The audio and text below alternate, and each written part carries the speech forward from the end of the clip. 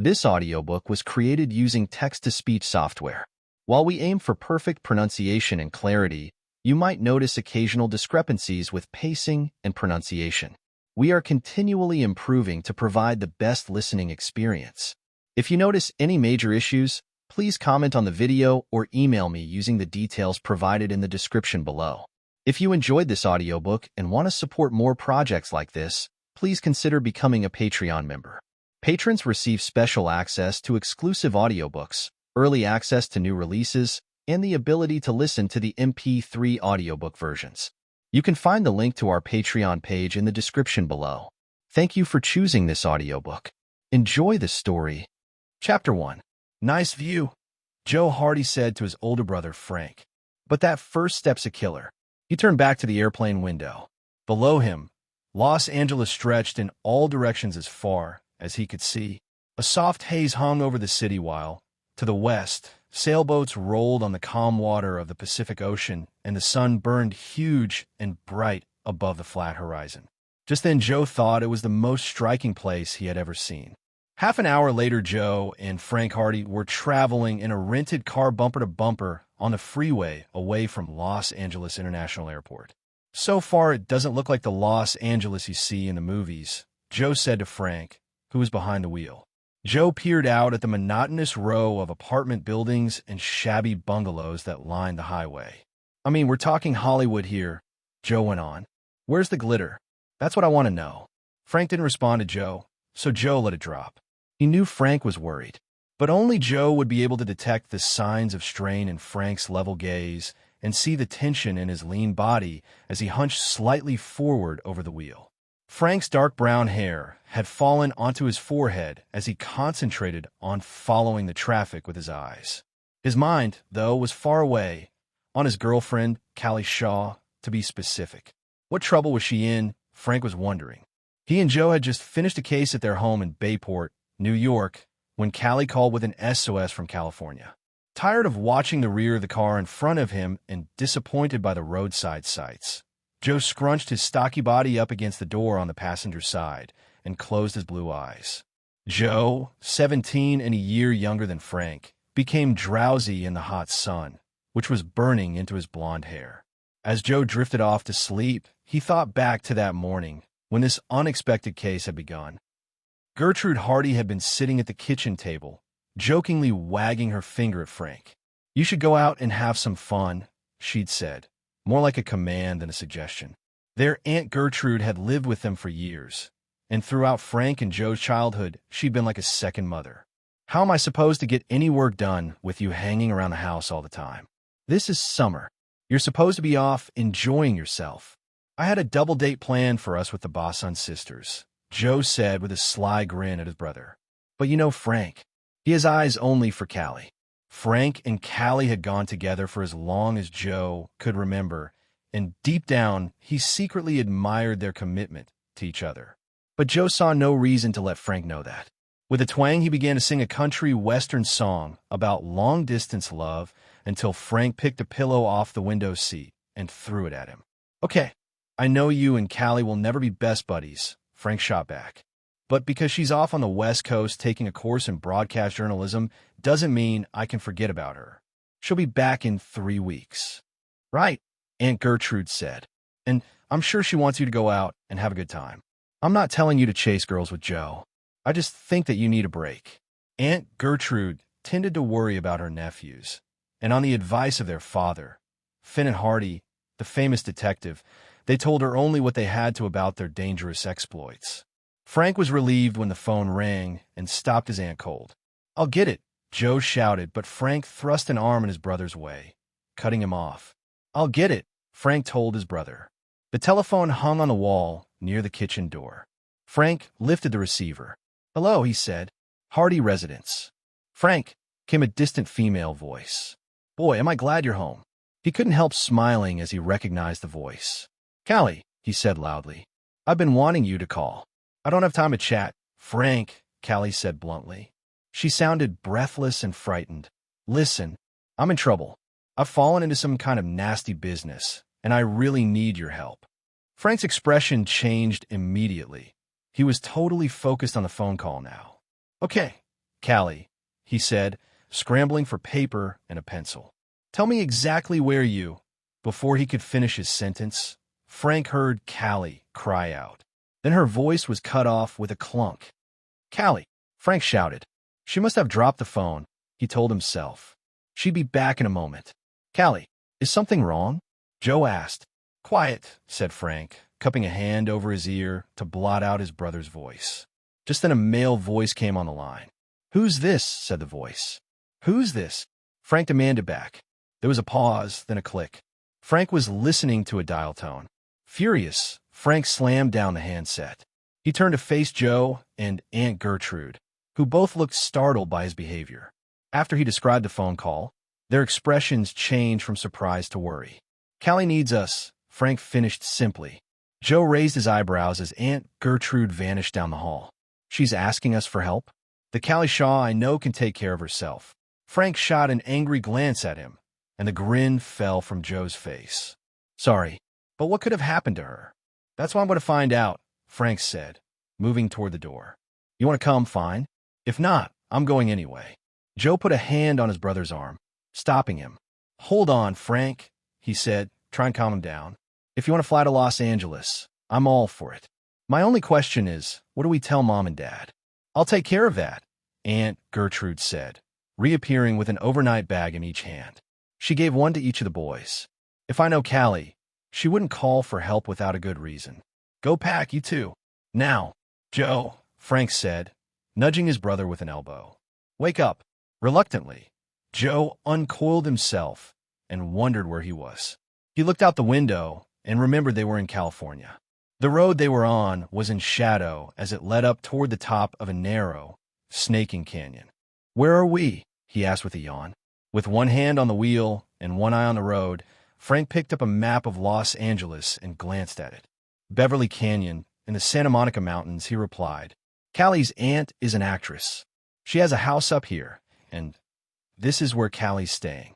I tried to call from Bayport and from the airport, but the phone was always busy. He handed Joe the map.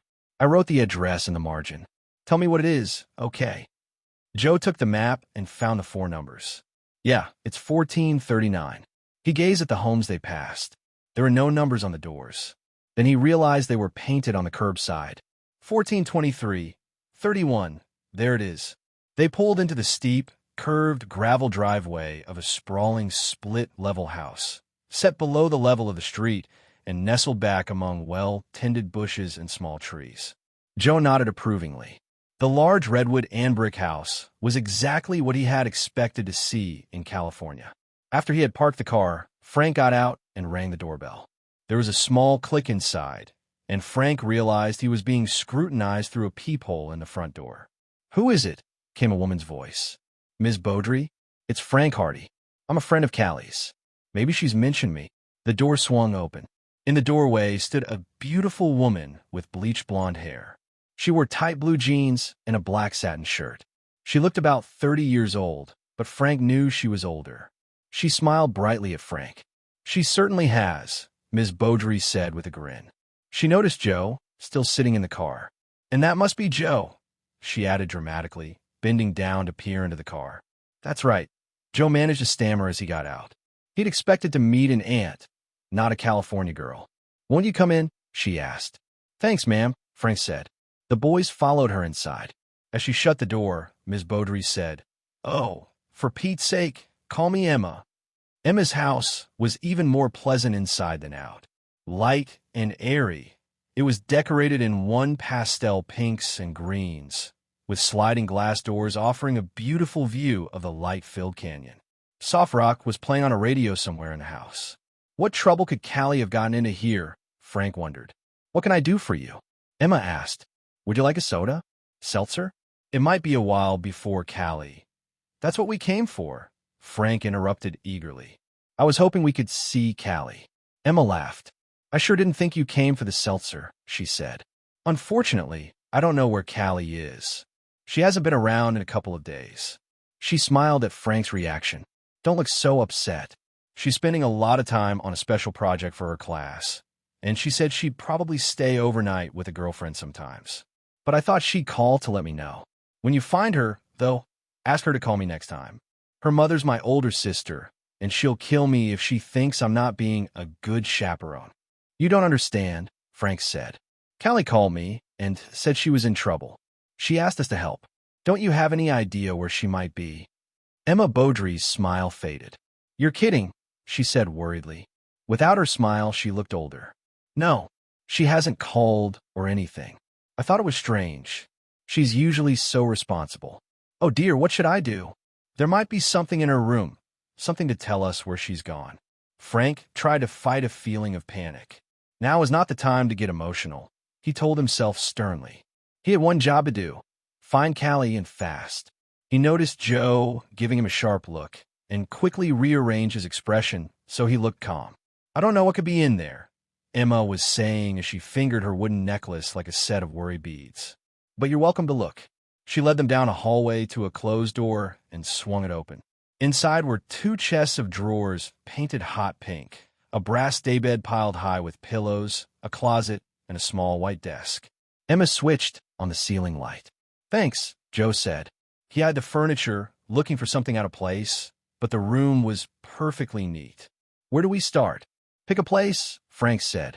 As he and Joe stepped across the threshold, the room seemed to explode in a blinding flash of hot white light. Bits of broken glass from the window danced in the air before they clattered to the floor, and the room filled with heavy, oily smoke. Gasoline, a firebomb. Joe and Frank stared, caught flat-footed. Emma Beaudry stood, round-eyed, gazing fixedly into space. What's happening? She asked, slowly turning to Joe.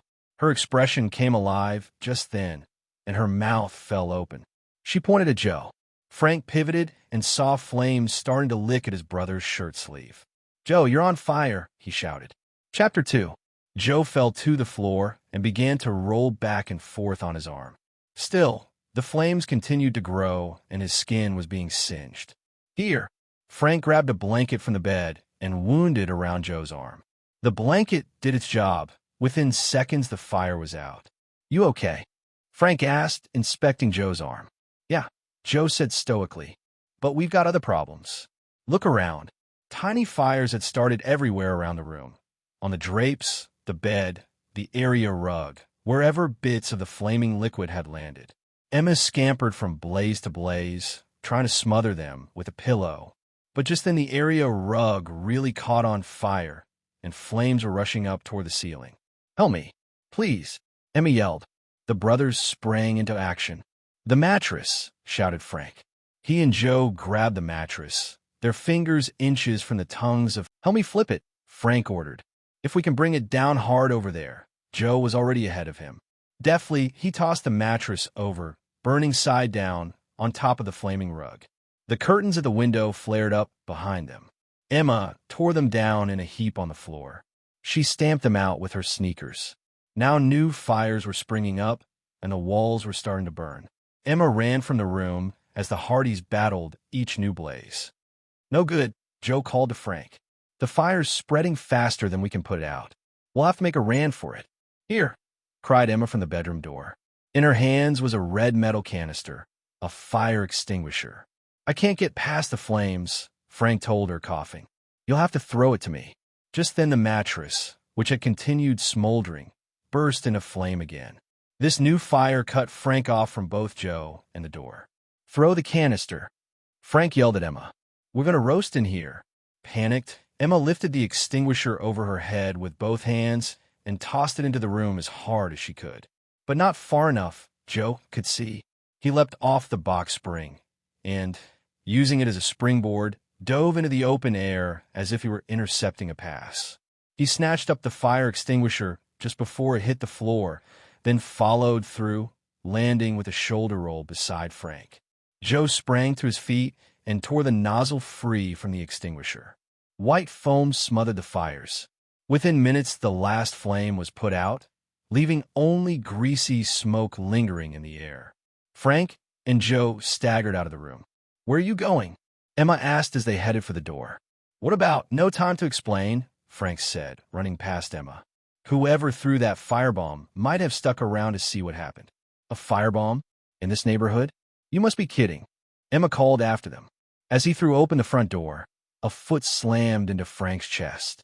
It sent him staggering back into Joe, who darted around him and rushed out just in time to see a figure dash around the curve of the driveway, heading up to the street. Joe sprinted up the steep curve after him. But by the time Joe reached street level, the fleeing figure had torn open the door of a red Porsche parked on the other side of the street and leapt inside. Even before the car door had slammed shut, the motor roared to life and the Porsche screeched around the corner onto Beverly Glen Drive. Desperately, Joe hurled himself toward the car, but it was too late. The car and the mystery man driving it sped up the twisting road and vanished around a curve. Joe ran back to the house. Frank and Emma Beaudry were watching anxiously from the top of the driveway. "We can't let him get away," Joe shouted, racing back to their rented car. Frank joined him, running down the drive. "Wait a minute, Joe. I'll go. You're hurt." Joe glowered and looked at his arm. For the first time, he noticed the angry red burns. "You mean these?" he said. "They're no problem. Those need some attention. Now," he opened the car door. "You stay here. I'll catch up to our friend." "Oh, here's your bag. You need clean clothes," Frank said, tossing out Joe's overnight bag. Frank climbed into their rental car, then sped out of the driveway and onto the street, turning onto Beverly Glen Drive. "I should have gone," Joe mumbled, watching his brother roar away. "I should have gone. Did you get a load of that Porsche he was driving?" Joe asked Emma, who had just joined him. "Whoever we're after has money," he mumbled, "or good taste in stolen cars." Emma Beaudry took his arm and pulled him gently toward the house. "Let's see about those burns. Don't worry about Frank. From what Callie's told me about him, I know he'll be all right." The canyon road rose higher and higher into the Santa Monica Mountains, twisting and turning more the farther up Frank went. To his right, the dirt shoulder fell off into a deep gorge. He skidded along a sharp curve, his right tires off the road and on the shoulder. He yanked the steering wheel to the left, sharply edging the tires back onto the pavement. The road straightened out as it neared the top of the mountain. Ahead, barely visible in the distance, Frank could see a lone red car. He floored the accelerator and roared after it, praying no other car would come onto the road. His speedometer needle moved farther and farther to the right, passing 40, 50, 60. The road straightened and widened into 4 lanes as at last Frank's car caught up to the car ahead. Frank let out a soft cry of victory. It was the red Porsche. He slammed on the brakes, his car skidding to the left and swerving around the Porsche. Frank knew he had to cut it off. The Porsche was jerked to the left, smashing into Frank's car. He slammed on the brakes again, just getting the car under control before it smashed into an oncoming pickup.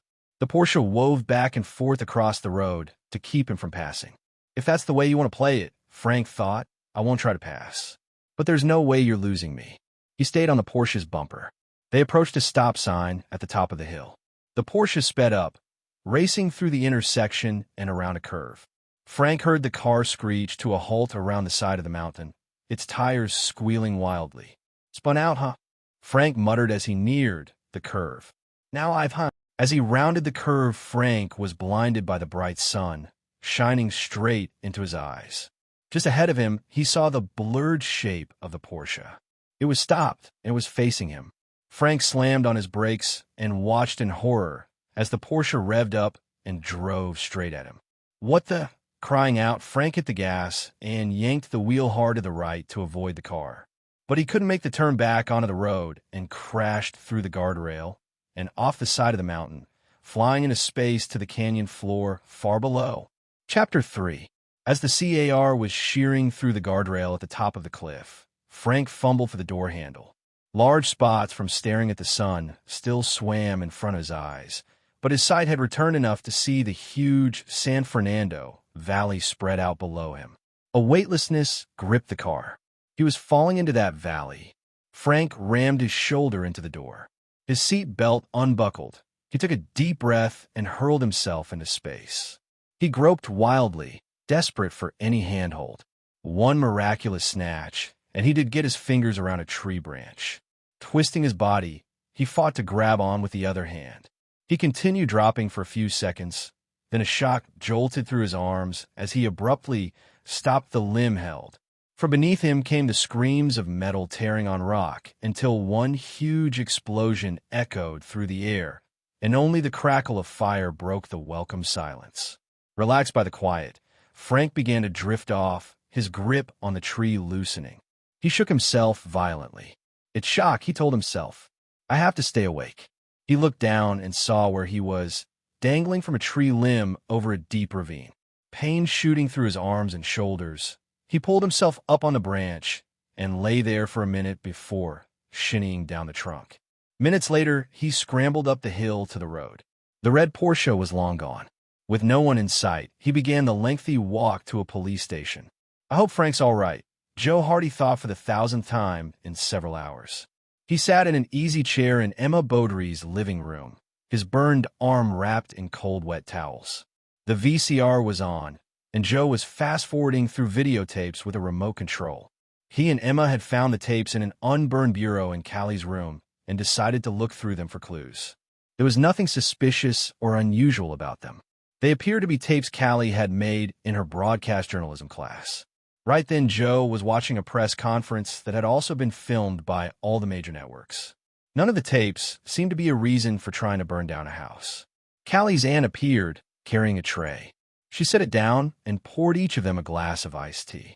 Ms. Beaudry, don't you know the names of any of Callie's friends here? Someone we could call. Call me Emma. Please, she insisted, smiling wearily. As I said before, Callie spent all her time working on her class.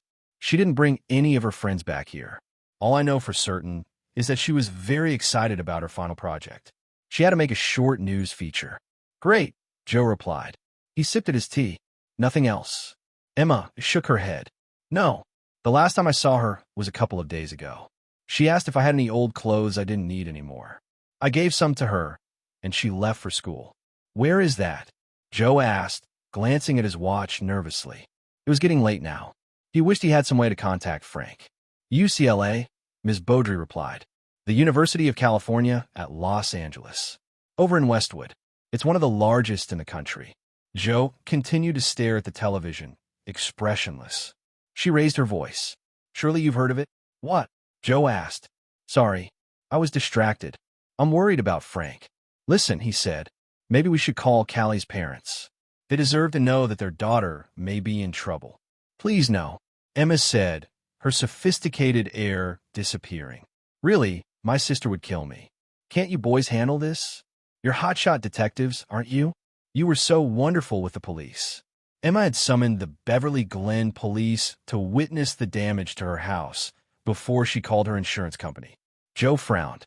He had no idea who'd want to firebomb Emma's house, or why.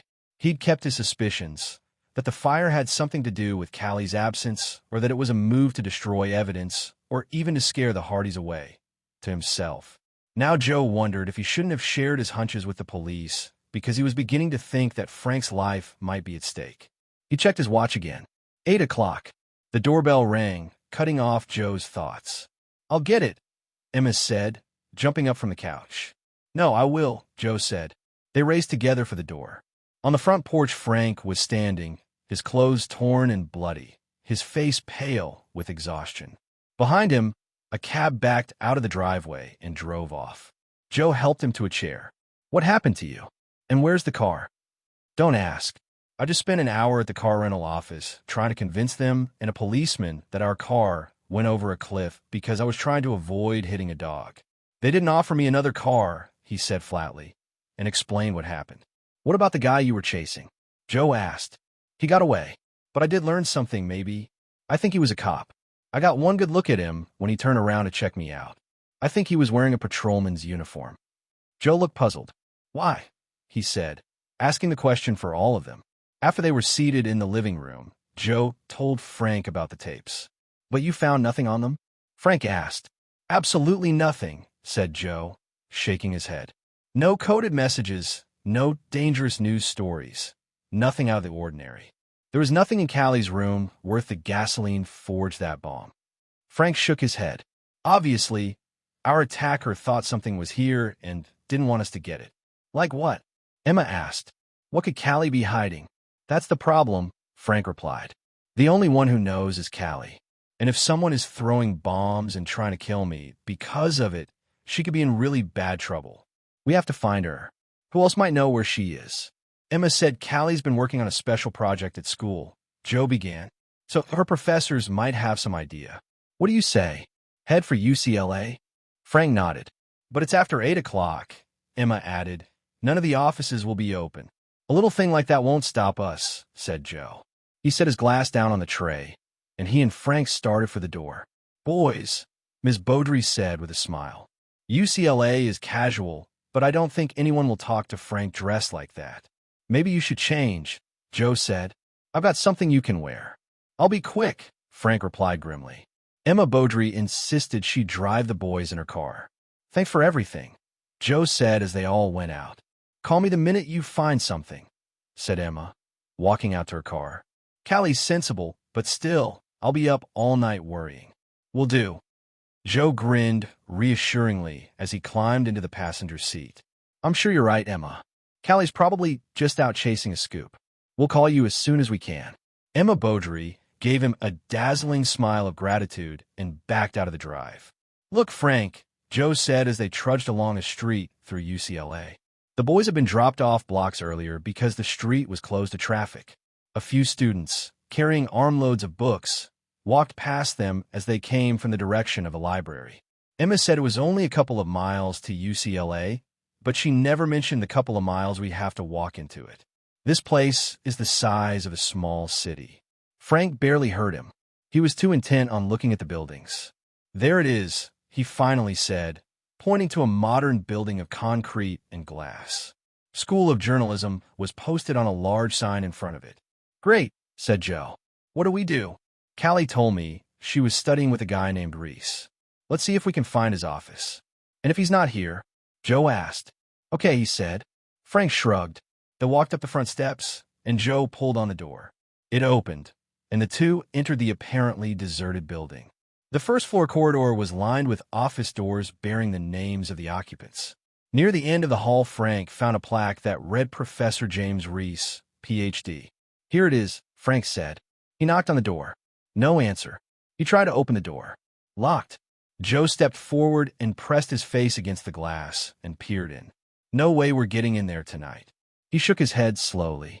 Not even sure what they had expected to find. The boys walked out of the building feeling unbearably frustrated and dejected. The last bit of light from the setting sun still washed the sky with splashes of pale pink. How about we go get something to eat and figure out where to sleep tonight? Joe said, admiring the last of the color. I don't know if I can eat. I keep thinking about that call from Callie. We don't even know if she's alive still. We got to do something, and quick. Frank grew steadily more agitated as he spoke. If you don't eat, you'll get sick and won't be able to help anyone. Not even yourself, Joe reminded his brother. Frank smiled and shrugged. Okay, he said. Lead on. Minutes later, they stepped through the south gate of UCLA and onto a street of Westwood. Brightly lit stores lined the street, and the Hardys walked down the block, looking for a restaurant. Just then a young man bumped into Frank.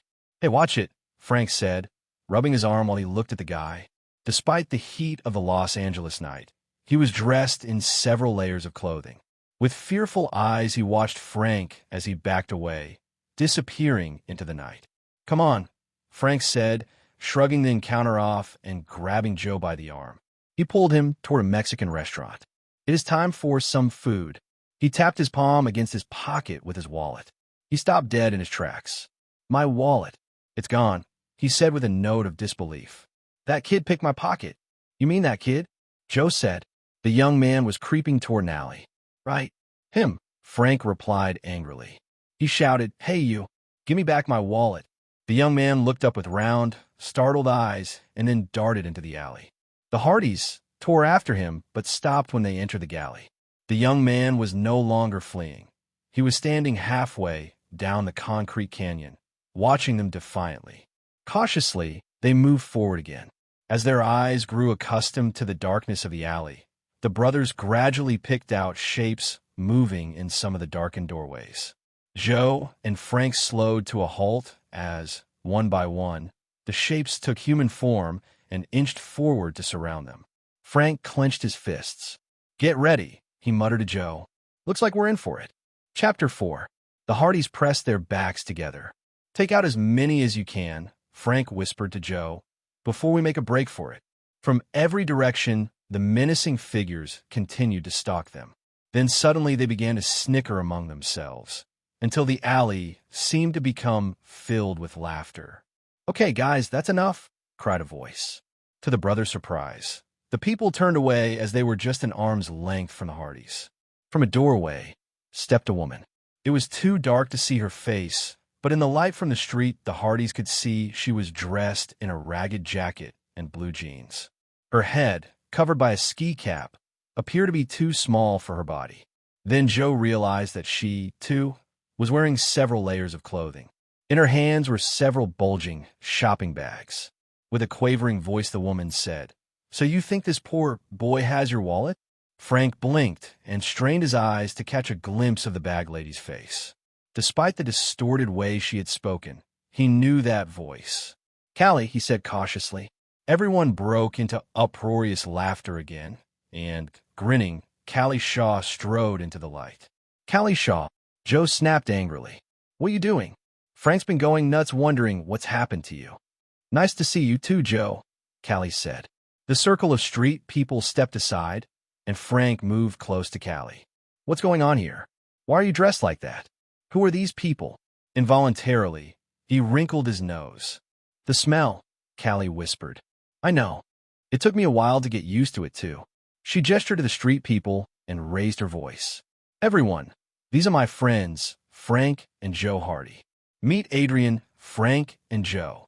A small woman, barely older than Frank, nodded slightly. She wore blue jeans, a sweatshirt, and old sneakers with the toes worn through. "Pleased to meet you," she said. "Bob and Jimmy," two men, the first black, wearing a short windbreaker and corduroy trousers, and the second, white and bearded, grinned and said howdy. An older man with cowboy boots and a 3-day stubble leaned toward the Hardys. "I'm Charlie," he said. "You can call me Charlie." Callie flagged forward the boy who had taken Frank's wallet. "Okay, Lewis, you can give Frank his wallet back. Don't worry, he won't hurt you." To Frank and Joe, she said, "I needed some way to get you to come to me without showing myself." The boy called Lewis moved toward them, the wallet stretched out before him.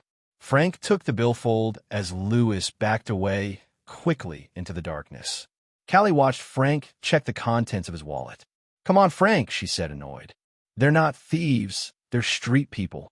We're artists," Bob corrected her. "Just down on our luck." "You still haven't explained what you're doing here," Joe told Callie.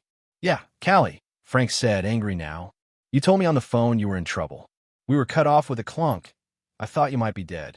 I'm sorry if I scared you, but I really am in trouble. Look, I've got to catch a bus to Santa Monica. That's where we're staying. I'll tell you everything on the way. Will you come?" Frank didn't budge. "Please, I need you." Frank knew Callie must really be in trouble, or she wouldn't have pulled such a rotten stunt. "Okay," he said, and nodded once. "Joe." Joe nodded too. "Why a bus?" Joe asked. "Two reasons," said Callie. "First, it's the only thing besides walking my friends can afford. Second, buses stop and go. It's easy to spot someone tailing a bus." "Tailing?" Frank repeated apprehensively. "What kind of trouble are you in?" "Like you wouldn't believe. It's a big story. Come on, I'll tell you all about it." The abandoned bottling plant, decades old, stood on the beach between the Santa Monica Pier and new condominiums built to the south. Once the plant had bottled a local brand of soft drink. It would be gone soon to make room for more condominiums. But in the meantime, it housed dozens of homeless people, most of them artists or musicians. Many had their musical instruments with them. Others kept supplies of paper and ink for drawing beside their makeshift cots. The walls inside the plant had been painted, with vividly colored murals in many different styles. "There's quite a little art colony here," Callie told Frank and Joe as they toured the building. "They're great people, but for one reason or another they don't have homes, so they camp out here. They help one another out." "Wonderful," said Joe, getting angry. "Callie, we flew for 6 hours. I've been scorched." Frank had to jump from a speeding car. "We're both dead tired. We want to know what's going on." "Okay," Callie said. "You know about my broadcast journalism class?" "Yes," said Frank. not sure if he could believe anything now. Well, when I heard about this colony of artists, I decided to do my final class project on them. Interview them, tape their daily routines. But when I approached them, they didn't want anything to do with me. I had to get close to them. So you pretended to be one of them, Joe observed. Callie, I didn't think you had it in you. Thanks, I think, Callie said. Anyway, it was great. I had a video camera concealed in a bag, and my microphones hidden in my clothes. They didn't even know the equipment was there. After a day, they started talking to me, and I decided to narrow my report down to 6 people. The 5 you met and Patch. Patch. I don't know what his real name is. He's an older man, in his 40s, I'd say. He has a patch over his right eye, so everyone calls him Patch. Well, I couldn't get him to open up to me, so I followed him discreetly from a distance. A couple of times he spotted me and ducked away, so I started following him in disguises. Last night when I followed him, I tracked him to the beach up near Pacific Palisades. He waited in one spot until about 5 this morning. Then a policeman came onto the beach. A policeman? Frank said. Yeah, he was in uniform and carrying a briefcase, Callie continued. I thought it was strange, so I started videotaping the whole thing. They seemed to know each other. Patch started yelling at the cop, but I wasn't close enough to hear what he was saying. The policeman handed Patch the briefcase, and as Patch opened it, the policeman drew his revolver and aimed it at Patch. And of course, you yelled, Joe said, speculating. Isn't that what you would have done? Callie said sharply. This is my story. Please stop interrupting. When the policeman heard my voice, he spun around and aimed at me. He was a good shot, too. He smashed my camera, and I thought I was done for. But Patch stopped him. He hit him over the head with the briefcase. She frowned. It flew open, and I could see it was empty. Whatever the policeman was supposed to bring, he didn't. Patch took off down the beach while the policeman staggered in loopy circles. I grabbed the camera and took off. It didn't look like anyone was chasing me, so I stopped at the first phone booth and called you. I thought I'd better get some help. Then what? Asked Frank. Then, right after we talked a minute, I saw the cop coming down the road toward me. I dropped the phone and ran. Late this afternoon, when I got to school, I heard a policeman had been nosing around looking for me. How he traced me to school, I can't figure. But once he found out who you were, it must have been easy to learn where you were staying. With Emma, Frank said. Aunt Emma? I forgot to call her, Callie said, covering her mouth with her hand. Now she looked more like the Callie that Frank and Joe remembered. Has anything happened to her? No, Frank said hesitantly, deciding not to say anything about the fireball. She's worried sick about you, Frank said very pointedly. Has she called my parents? No, but she'll have to if she doesn't hear from you soon, Joe informed her. I'll call her right away, she said. I haven't been home for a couple of days, she explained. When I got in with these people, I felt I had to stay. Now listen, Callie, you got to go back to Bayport on the next flight out. You're in more danger than you know. Frank Hardy, Callie snapped. Are you telling me to give up on a case? I'm not telling. I'm asking, Frank replied sternly. You're very important to me, and I want you out of, sorry to break you 2 lovebirds up, said Joe, but do you smell something funny? Frank sniffed. Gas, he said surprised. He listened. Beneath the drone of voices, he could hear a soft hiss. Everyone out, he shouted. There's a gas leak. Everyone crawled out of their beds and ran for the main door. It won't open, one of them shouted. They all beat on it with their hands, then rammed it with their shoulders, but the steel door held. Joe began to cough and looked up where the windows had once been set. They were boarded up now. This place is filling up pretty quickly, Joe said, blurting out his words between gasps. The gas must have been leaking for a while. We have to get out soon. This place is going to blow. He barely heard his brothers say, It's no good. We're trapped. Joe tried to answer, but he felt suddenly dizzy. Then Joe Hardy's legs gave out, and he pitched forward into darkness. Chapter 5. From somewhere, Joe heard his brother's voice. Joe, get up. If you go to sleep, you'll die. Wake up. He felt a sharp pain in his cheek. Frank had pinched him. Groggily, Joe opened his eyes.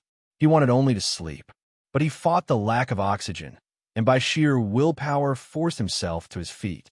All around, everyone was scrambling to get out. But the other exit was jammed too. It was no good. Several people had collapsed as Joe had. Joe's vision blurred as his eyelids started to close again. He shook himself awake. "Put something over your mouth and nose," Frank said. "It'll help filter out the gas." Joe ripped his sleeve from his shirt and tied it around his face. Frank looked up at the boarded windows a good 15 feet above his head. He started to sway on his feet, and Joe could tell the fumes were getting to him too. Callie sat down, and Frank harshly pulled her back to her feet. "Gas is heavier than air," he warned. "Down there you're finished." He stared at the windows again. "Up there I could breathe long enough to figure a way out. Maybe." Joe studied the factory. "The windows are too high up, Frank. Even if we made a pile of everything in this place, we couldn't reach them." Frank tried both doors again. They didn't budge. "Something's blocking them outside." He gazed at the windows again. "There are only hope, but how can we reach them?" Callie brightened. "A human ladder." She ran to the others, the few who were still standing. Two of the people started forcing their groggier companions to their feet, and soon they were all on their feet and shambling over to the Hardys. "Here's your ladder," Callie said before coughing. Bob braced himself against the wall next to Charlie. One man climbed up on Bob and stood with one foot on Bob's shoulders and one on Charlie's. One last man shinnied up to top off the pyramid. Callie nudged Frank. "Go on. Give me your belt, Joe," Frank said, and Joe peeled it off and shoved it into Frank's hand. Carefully, Frank climbed the human ladder. Everyone was wobbly from the gas. At the top, Frank tied Joe's belt to a pipe running beside the windows and looped his arm through it. "I'm secure," he called down. "Everyone down now. I don't want anyone hurt." Suddenly, there was nothing under his feet, and he dangled for a second until he reached up with his free hand to get a grip on the pipe. Below him, the human ladder was collapsing. He had only minutes left before everyone, including Callie and Joe, would be overcome. He had to work fast. Quickly, he slid off his own belt and wedged the buckle under a plank of wood, hoping to work loose the nails holding the board to the building. Nothing. He pulled harder, but nothing budged. Frantically, he closed his eyes and yanked with all his strength. The nails held, but the wood, rotted by the sea air, gave way, shattering into splinters. Frank saw the glass on the other side of the wood. Wrapping his belt around his hand, Frank punched through the glass. Cool sea air rushed in to sting his lungs and face. Gulping the air, his strength returned, and he found it easier to break the rotting boards. Within seconds, he had cleared an area large enough to crawl through. Reaching the window latch, he slipped the window up, then pulled himself through the opening. It was a 20-foot drop to the beach. He dangled at the window's edge for a second, then let go, going limp as he fell. He crumpled as he hit the sand, rolled with the impact, and sprawled to a stop. Legs aching from the shock, Frank forced himself to his feet and ran to the main door of the bottling plant. Someone had shoved a small dumpster against it and locked the wheels in place so it couldn't be moved. He kicked the locks free and shoved the bin out of the way. The door swung open and everyone spilled out onto the beach, hungrily gulping the fresh air. Last out were Callie and Joe. Frank joined them on the sand. "Everyone's out," Callie said. "That policeman must really want to get me. He nearly killed a whole building full of people." "Hold on," said Frank. "We don't know for sure that our suspect is really a policeman. Second, he wasn't the one who did this." Both Joe and Callie looked surprised. "What? Think about it. No one followed us here. We were watching, and we'd have spotted him. And if he already knew you were staying here, he would have gone after you here earlier rather than at your aunt's house." Then Callie began nervously. "Someone else might be after me, too." "Right," said Joe. "It'd have to be someone who knew the plant, though. I bet if we check, we'll find a gas pipe that's been broken open. The place filled up too quickly. It couldn't just have been a leak." Frank nodded. "The trouble all started when you made that videotape. It's a good bet that's what that policeman was after. Now, who else would know about that videotape?" Callie could tell by his voice that he wasn't really asking a question. Joe picked up on Frank's thought, and would know enough about the bottling plant to turn it into a death trap, and would know you were hanging out here. Frank continued, "And would want the videotape for his own reasons." "Patch," Callie said, dismayed. "He's one of the most harmless men I've ever seen. They say he's been around here forever. Obviously, the policeman didn't think he was harmless. or he wouldn't have tried to shoot him, said Joe. So what was supposed to be in the briefcase? What's the connection between Patch and the policeman? I bet that tape shows more than you know, Frank told Callie. I'd like to see it. Where is it? Callie chuckled. You wouldn't believe me if I told you. She picked up her bags and began digging through them. Her grin faded. No, she mumbled. Oh no, it's gone. Someone took it. What? Joe said. You had the tape on you all this time? Sort of, Callie revealed. It must have happened inside the plant. Someone must have stolen the tape. Terrific, Frank said. Everyone from inside was scattered now. I think it's time Joe and I had a talk with this Patch. You said he had a shack on the beach. Where? There's a fish restaurant a couple of miles up the coast, where sunset meets the ocean, Callie said. Go about a quarter of a mile past that. It's there, hidden behind a boathouse. She got her feet. Come on, I'll show you. No way, said Frank. You're staying right here. I'm coming with you, Callie retorted. Frank sighed. Not this time, Callie. You're safer here with your friends. Maybe you can see if one of them knows where the tape went. Plus, there could be trouble. Anger raged on Callie's face. I can take care of myself. Under most circumstances, yes, Frank said. But this Patch could turn out to be a lot more dangerous than you think. I think you should stay here. Come on, Joe. They turned and walked off down the beach without her. I won't forget this, Mr. Frank Hardy, she yelled after them. Just wait till you need my help next time. A hand tugged on her arm. It was Lewis, looking anxious. Callie, he began. Not now, Lewis. I have to catch up to my friends. But, Callie, Lewis insisted. I got a message from Patch. He wants to see you at the mall right away. Patch. Callie looked at Lewis quizzically, then a smile widened across her face. Thank you, Lewis. Thank you very much. She smiled triumphantly at the figures of Frank and Joe, already vanishing in the distance. Now we'll see who's so smart. Santa Monica Mall at midnight looked like a Hollywood set that had been abandoned but not torn down. Callie Shaw, decked out in her street costume, walked cautiously through the outdoor mall, looking for signs of life. There were none. Kind of quiet here this time of night, isn't it? Said a raspy voice from the shadows. Patch? Callie asked as a hefty man stepped into the light. His shoes didn't match, his clothes were threadbare, and a black patch covered one eye. His hands were in his pockets. Smiling, he stepped very close to Callie, and she backed up against a building. Patch's one eye looked sinister and cold in the blue light. I know you, Patch, Callie said, trying not to sound afraid. I know you'd never hurt me. Don't be so sure, he said slowly, drawing his hand from his pocket. With a sharp click, a switchblade knife flashed into view. I've killed before. He sighed loud and long. And you're next on my list. With one strong motion, he shoved Callie against the wall.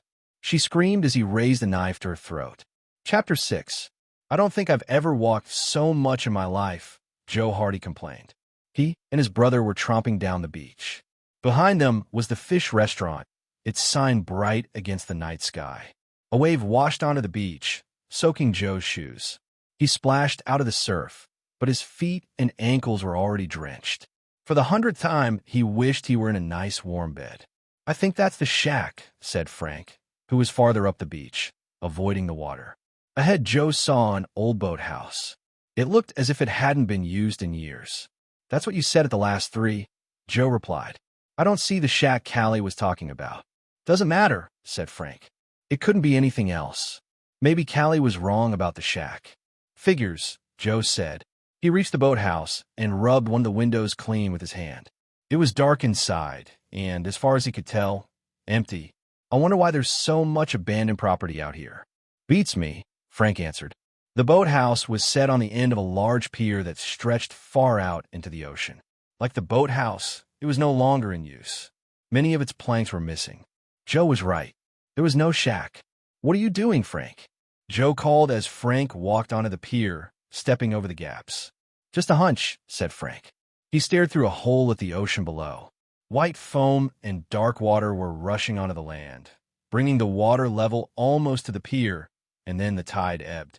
What water had covered just moments before was now muddy sand. Come down off there, Joe shouted. Look at it swing. It could give way any second. Just then Frank disappeared. It seemed that he had dropped through a hole in the floor. Horrified, Joe sprinted onto the pier. His foot crashed through a plank, and the pier split open, dumping him rudely onto the sand 10 feet below. "Nice of you to drop in," said Frank, grinning. "Oh, you came down here for a look-see?" Joe said angrily. "You could have let me know. I thought you'd broken your leg, falling through like that, and gotten washed out to sea." Frank interrupted him. "We will be if we're still here when the tide comes back in. Anyway, I found what we're looking for." He pointed deep under the pier at the end by the boathouse. Hidden in the shadows at the very end of the pier was a tiny, crude hut cobbled together from odd pieces of wood. It was half soaked, but it was clearly a shack. "Patch lives there," said Joe, surprised. "No way. If he slept there, he'd drown." "Maybe that's the point," Frank said. He walked back to the shack and pushed the door open. Frank and Joe went inside and paused for a moment to let their eyes get used to the darkness. The shack was empty except for a shovel and an old pair of shoes on a shelf inches from the ceiling.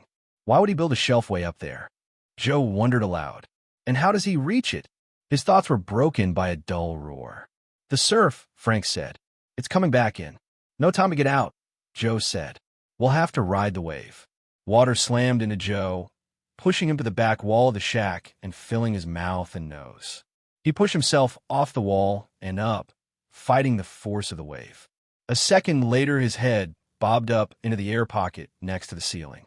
"Now we know how Patch reaches the shelf," said Frank, who treaded water next to Joe.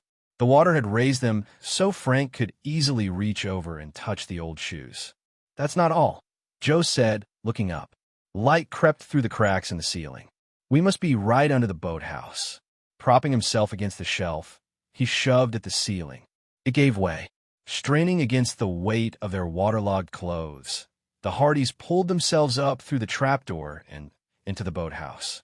Light moved across the boathouse and disappeared, thrown by headlights of cars passing on the nearby highway. "This Patch is no dummy," Joe said. "He really does live in a boathouse, but the only way in without breaking through the padlocked door is through the shack at high tide. Pretty clever."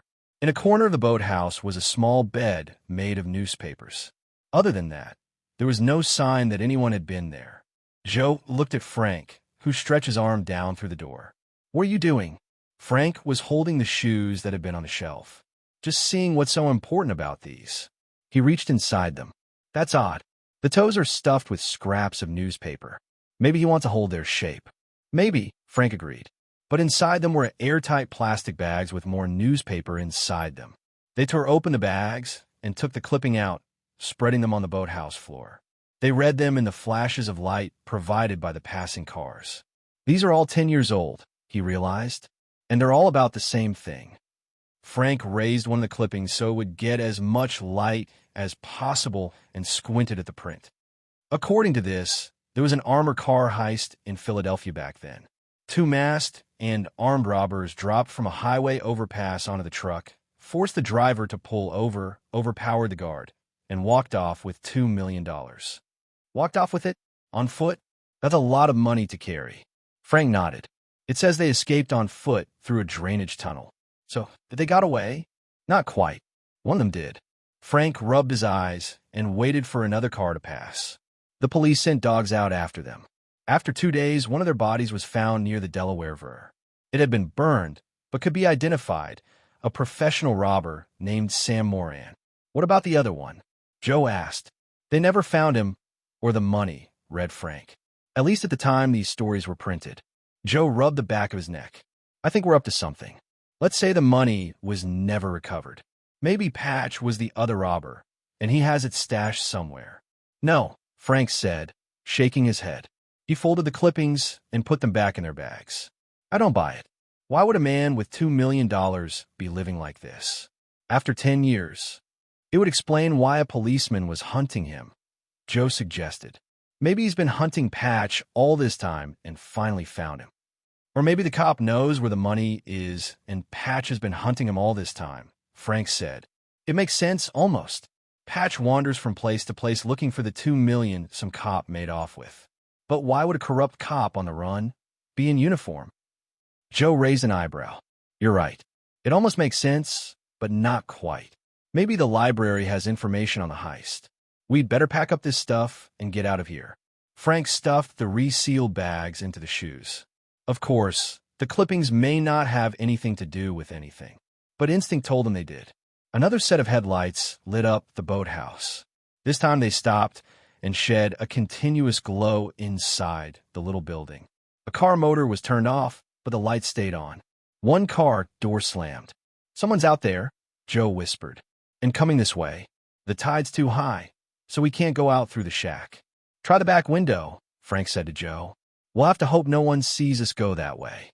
Joe was starting for the rear window of the boathouse when Frank called in a loud whisper, "Get down." The silhouette of a man appeared at the window. The Hardys clung to the shadows and didn't move. Then the man turned away. A few seconds later, the car motor started up again, and the lights backed away. It was dark again. As soon as the car was gone, Joe was on his feet. "Good idea," Frank said. They unbolted the window and forced it open. Frank motioned for Joe to climb through. Then Frank followed. The brothers landed on the beach beside the boathouse. But before they could run off, half a dozen shots rang out. First Joe, then Frank cried out and fell violently backward onto the sand. They lay still in the foaming surf. Chapter 7. As the switchblade plunged at her throat, Callie bent down and twisted out of the way. The knife struck the wall behind her. Thrown off balance, Patch cried out in surprise and stumbled. Callie drew her head up and butted the arm, still pinning her to the wall. She slipped out of Patch's reach and ran off, but stopped a few feet later when Patch didn't follow. "Won't do you any good to run, Callie. Old Patch knows where to find you." He laughed. "Then you did turn on the gas at the bottling plant," she gasped. "Why? Why do you want to kill me?" "That man on the beach," Patch said, leaning against the wall but keeping his good eye on Callie. "No one can connect me to him but you. No way I can let you go." "It won't work," Callie said. "I got it all on videotape." Patch reached into a pocket and drew out a small black case. "This one." "How?" Callie stammered. "You weren't there." Patch raised one corner of his mouth. "Easy to pay people to do things." He dropped the video cassette back into his pocket. Then, unexpectedly, he raised the knife again, waving it at Callie. She jumped back. "Killing, though, I do myself." Callie hesitated for just a second, deciding whether to fight or run. She did neither. Instead, she screamed at the top of her lungs. Patch, unfazed, shook his head and took one step closer. "No one around. No one's coming to help you now," he said menacingly. She ran, but then he was in front of her, grabbing at her, swinging the knife. Callie surprised him, stopped dead, and launched herself straight at him. They fell to the ground in a tangled heap. Callie got up first and started to run, but Patch's hand snaked out and caught her ankle, pinning Callie stumbling forward. She landed against the garbage and set out for the morning pickup. Callie rolled on her back just in time to see the switchblade flashing down at her again. There was no time to think. She scuttled away crab-like on her hands and feet. Her hand touched the cold metal top of the garbage can and launched it straight up at the knife. The switchblade fell from Patch's fist and skittered along the sidewalk. Callie kicked out, driving her shoe into Patch's shin. With a yelp of pain, he hopped back and clutched at his leg. A cold rage suffused his face as Callie got back to her feet, holding the lid in front of her like a shield. "No one around, Callie," he repeated. "Can't get away from me." He stared at her, and she felt a shiver of fear ripple through her. Her eyes fell on the switchblade lying on the pavement, and for a second she considered making a run for it. But Patch was closer to the knife. The instant she made her move, he'd go for it, and she knew he'd get there first. The end of the mall seemed a million miles away. "Come on," Patch said, beckoning her to him. "Let's finish it." "No," Callie screamed. She spun around and hurled the metal lid at the nearest store window like a frisbee. A security grate kept the window from breaking, but huge cracks appeared up and down the length of it, and from inside the store came the shrill ringing of a burglar alarm. Callie turned and ran, but her legs grew heavier with each step. The end of the mall appeared as in a dream, so close but unreachable. Her lungs were burning, and she couldn't think of anything but reaching the end of the mall. Just then rough hands reached out and grabbed her shoulders, yanking her backward. Callie felt Patch's hot, stale breath on the side of her face and heard his crude laughter in her ear. She tried to dig her fingers into his arms as he shifted and wrapped his arm around her throat. but her strength was gone. As he slowly squeezed the air from her, she thought she heard the long, loud screeching of birds. No, a police siren, she realized. The alarm had attracted help. The police are coming. The thought energized her, and she felt Patch hesitate and loosen his grip on her throat. She shot her arm straight out and brought it back in again, cannonballing her elbow straight into Patch's ribs and knocking the wind out of him. He let her go. Seeing him stagger, she turned and quickly pulled the videotape from his pocket, then jumped back out of his reach. As the sirens grew louder, he bolted, stopping only long enough to pick up the switchblade. Exhausted, Callie stumbled back against a building and waited for the police to arrive. No, the police mustn't catch me either, she thought. One cop already wanted to get his hands on her, and she knew she wasn't willing to tell anyone about Patch until she got to the bottom of the mystery. Quickly, she slipped into the shadows and headed back to the beach before the police arrived. Car lights switched on, flooding the ground around the old boathouse. Frank Hardy lay face down in the sand, his eyes closed, his arms spread to either side. A few feet away, Joe Hardy sprawled just under the open window, a trickle of blood rolling down his temple. Neither of them moved. Frank opened his eyes a slit and watched as a tall, mustached man stepped in front of the headlights. He was dressed in a police patrolman's uniform. Despite the midnight darkness, he wore wire-framed aviator sunglasses, and in his hand was a 9mm automatic. As he walked toward the Hardys, he drew the clip from the pistol and slipped in a new one. The man stood over the Hardys and studied them. Then he crouched down and nudged Joe with the barrel of the gun. No response. The man kicked him, and when again there was no response, he snickered and turned his attention to Frank. "Wake up," the man said gruffly, and nudged Frank in the shoulder with his toe. Satisfied that Frank was out, he wedged his foot between Frank and the sand and rolled him over for a good look at him. As he rolled, Frank grabbed a handful of sand and flung it up into the policeman's face. With a howl, the cop staggered back and rubbed his eyes while trying to take aim at Frank. The first shot spat sand into Frank's hair, and Frank swung his legs around, catching the cop around the ankles and pitching him to the ground. At once Frank was on him, grappling for the gun. The policeman writhed, but Frank pinned him with his arms and legs and crept his hand up the man's arm to his gun. As they struggled, another shot spat out, smashing into the boathouse. "Who are you?" Frank asked, peering down at the policeman's face.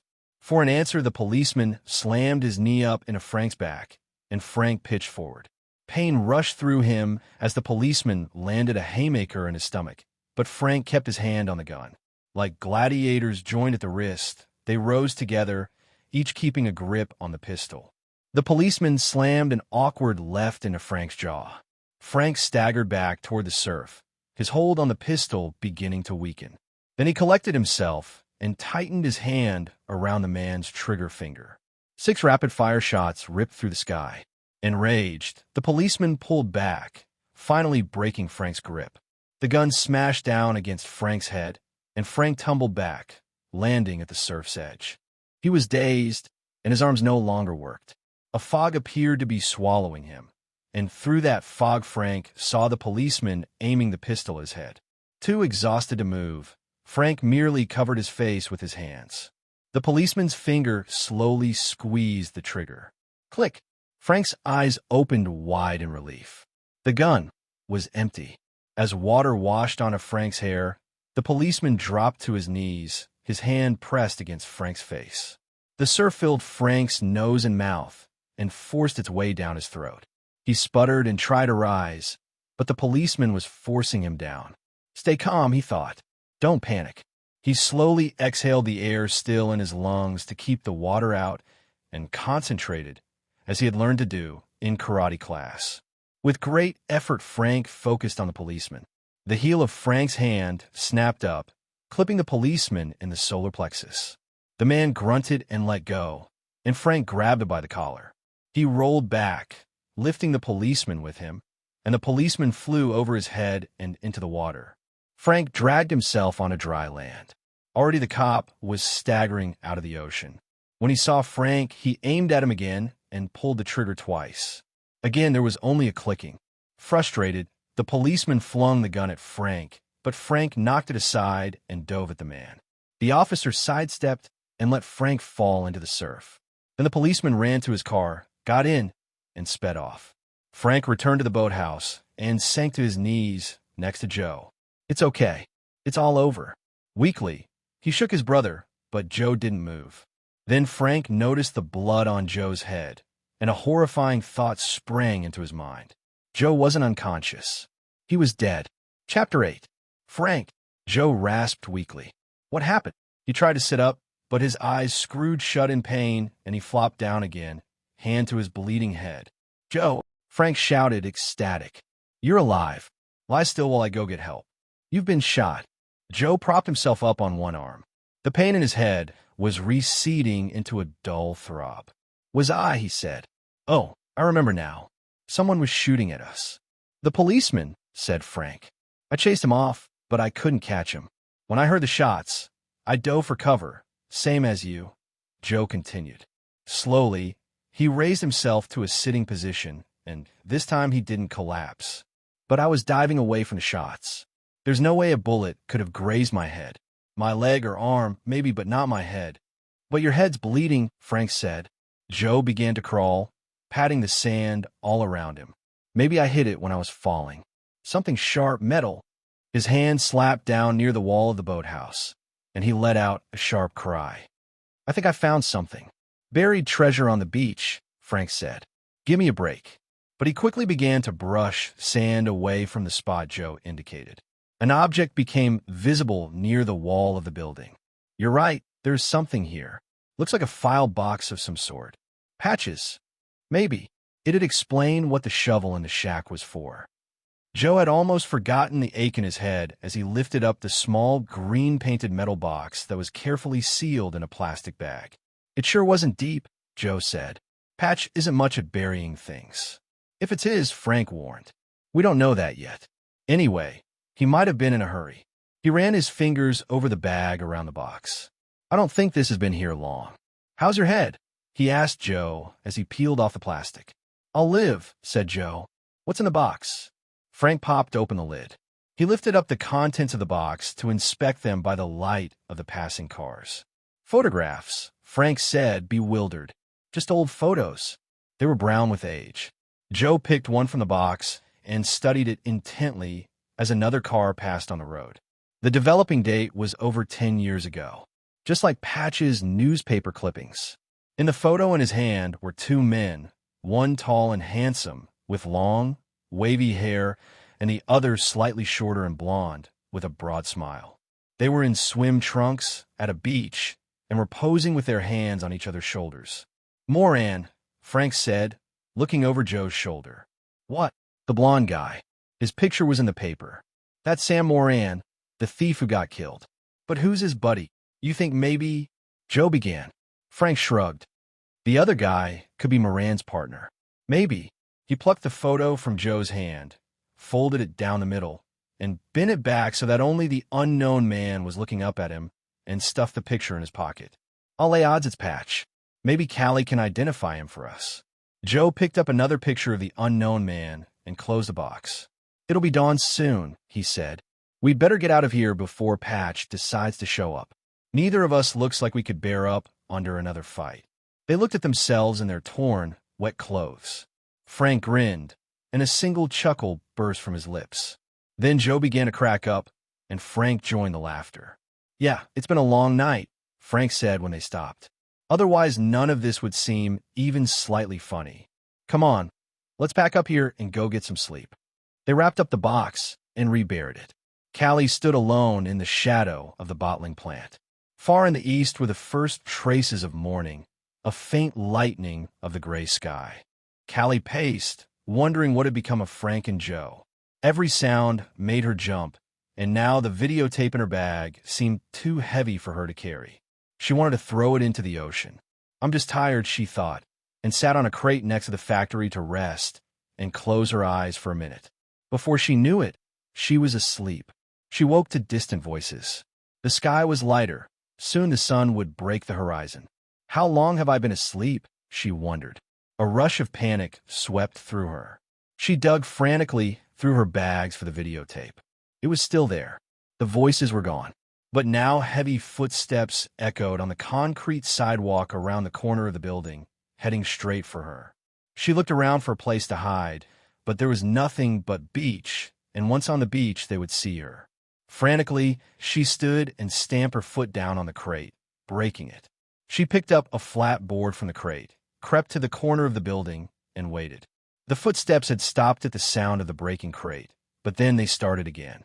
Callie sensed a presence just around the corner, not 6 inches away. She could feel her heart pounding. She gritted her teeth and tightened her grip on the board. As a head came into view, she slammed the board down. But the figure had twisted aside at the last minute and stomped on the wood as it hit the ground. The board snapped into bits.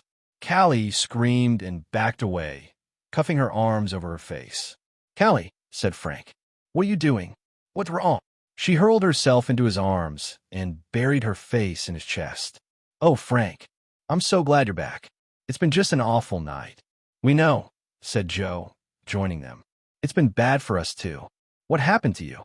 She pulled away from Frank and straightened up, trying to regain her composure. "Nothing I couldn't handle," she said defensively. "I thought something had happened to you." "We're more or less okay," said Frank. "The big question now is, where are we going to sleep?"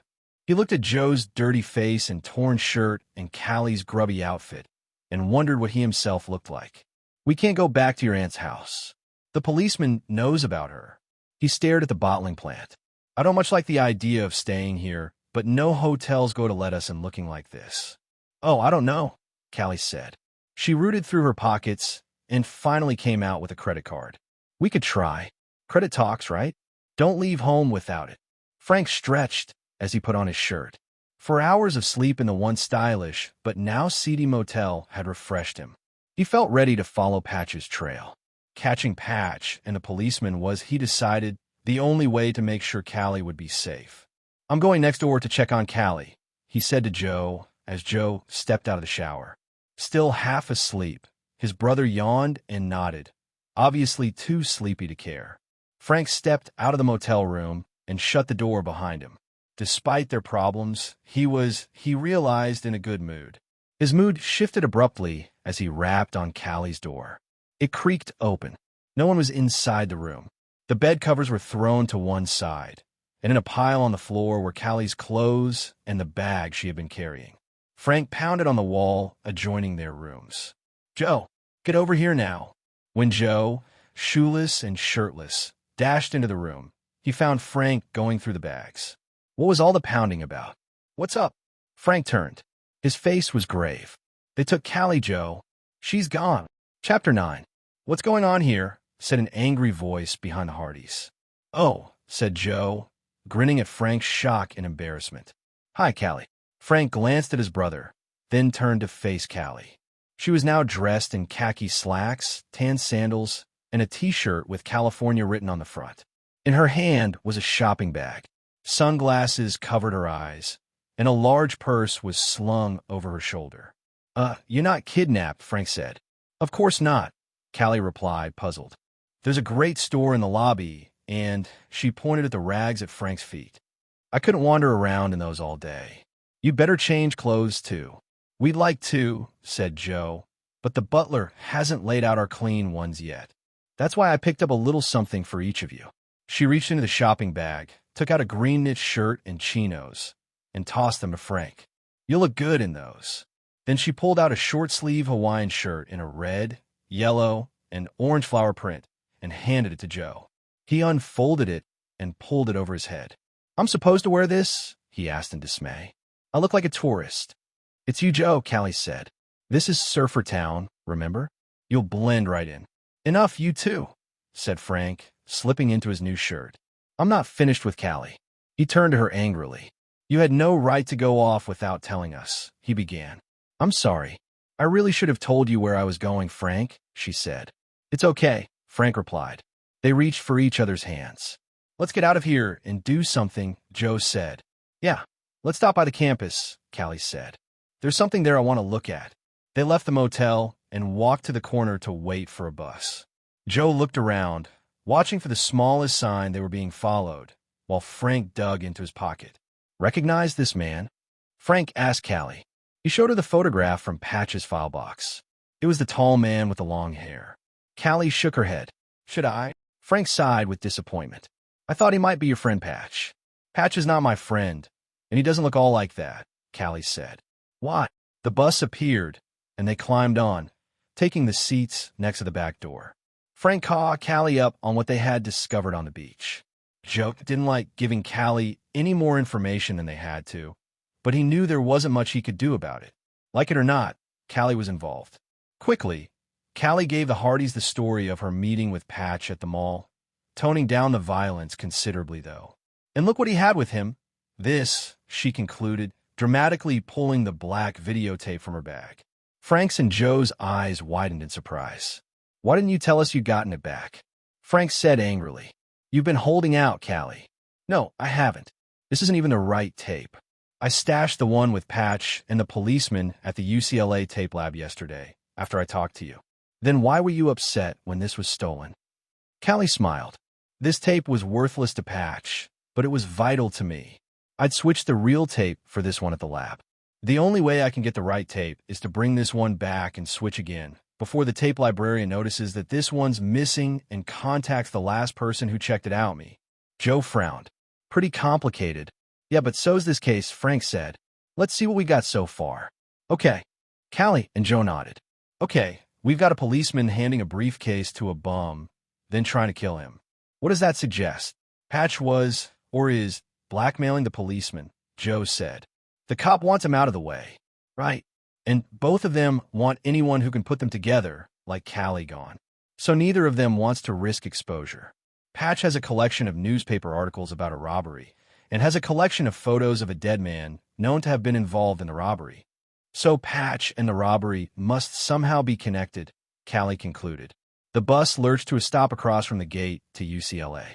Here's our stop. They piled off the bus and crossed the street, heading on to campus.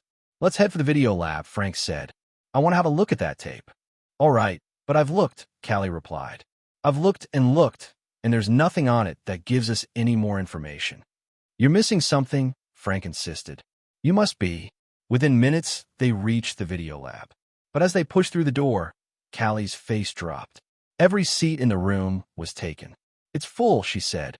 We'll have to come back later. Frank nodded. Okay. In the meantime, I'd like to take another look at those newspaper clippings. I couldn't see them too well last night.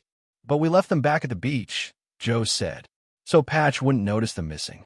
Frank turned to Callie. They were from a Philadelphia newspaper, September or so, 10 years ago. Is there a library around here? This is UCLA, Callie replied. It has one of the best libraries in the country. They left the video lab and strolled back out onto the private street that ran the length of the campus. Good, Frank said. I like all the background we can get. They had to wait half an hour before a projector became available, and Frank, Joe, and Callie crowded into a cramped booth to watch the tiny screen.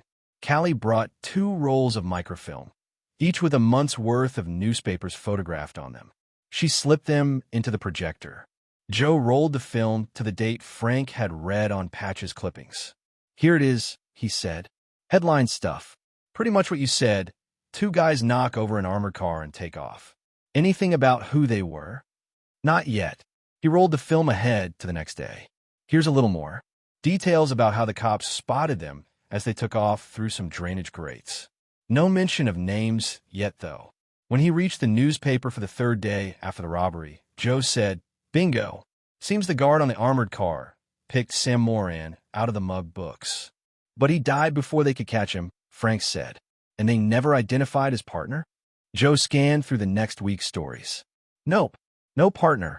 No money. We got nothing more than before. Suddenly he froze and adjusted the focus on the projector. Here's something. Wait. What is it? Said Callie. Joe mumbled, reading the story. You know, they found Moran, and he was burned to a crisp. Well, at least his face was... Frank nodded. Seems they found enough ID to identify him, Joe said. Maybe dental records. And he had some money on him that was burned too. But it was definitely identified as part of the heist. The cops figured he was rigging some sort of bomb, and it went off in his face. Frank sat back and rubbed his neck. Interesting. Our Mr. Moran was an expert in explosives. Odd sideline for a heist man. Read his specialty, Joe said.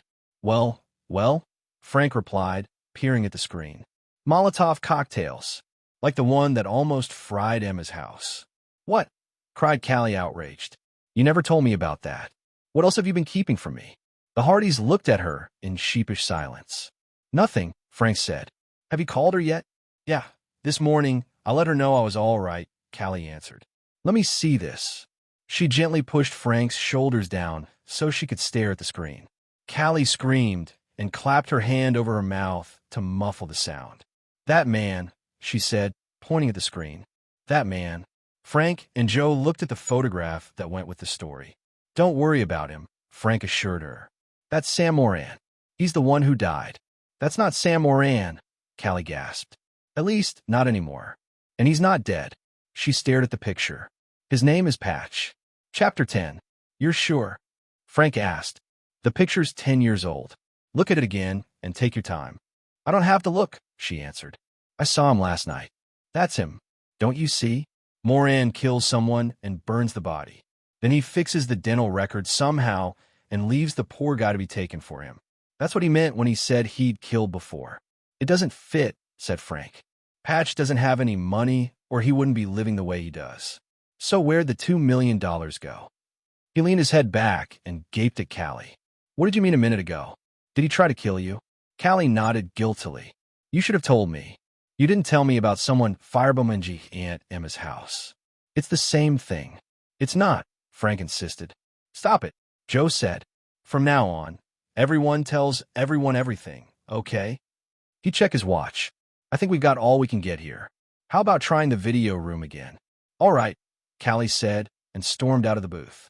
Frank stomped silently after her, his shoulders hunched and hands rammed into his pockets.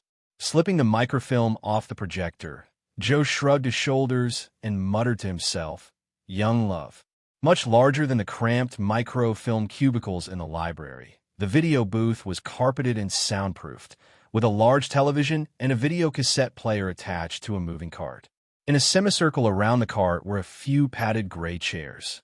Frank was sitting in one and tapping his foot impatiently.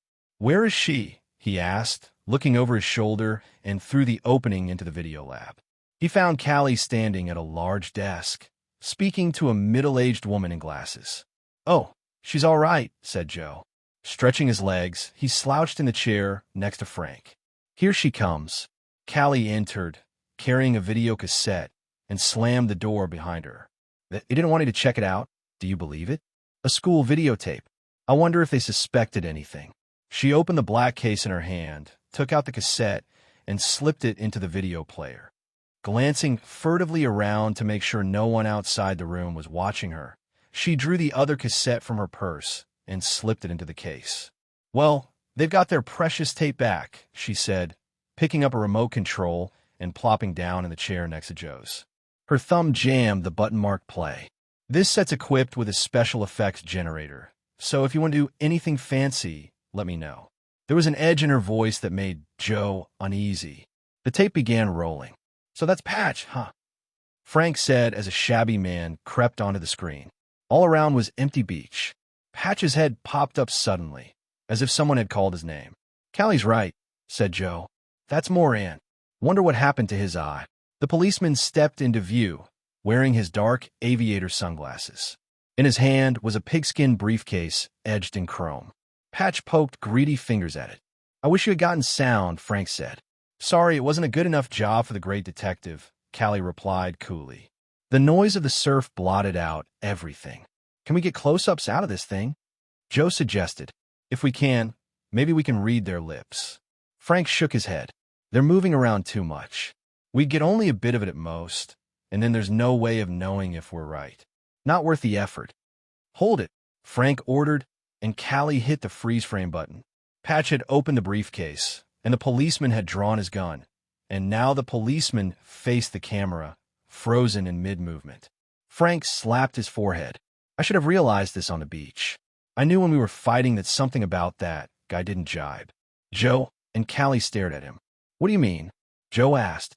Look, Frank walked to the television and ran his finger across the bottom of the screen. He's wearing sneakers with a regulation police uniform. Whoever he is, he's not on duty.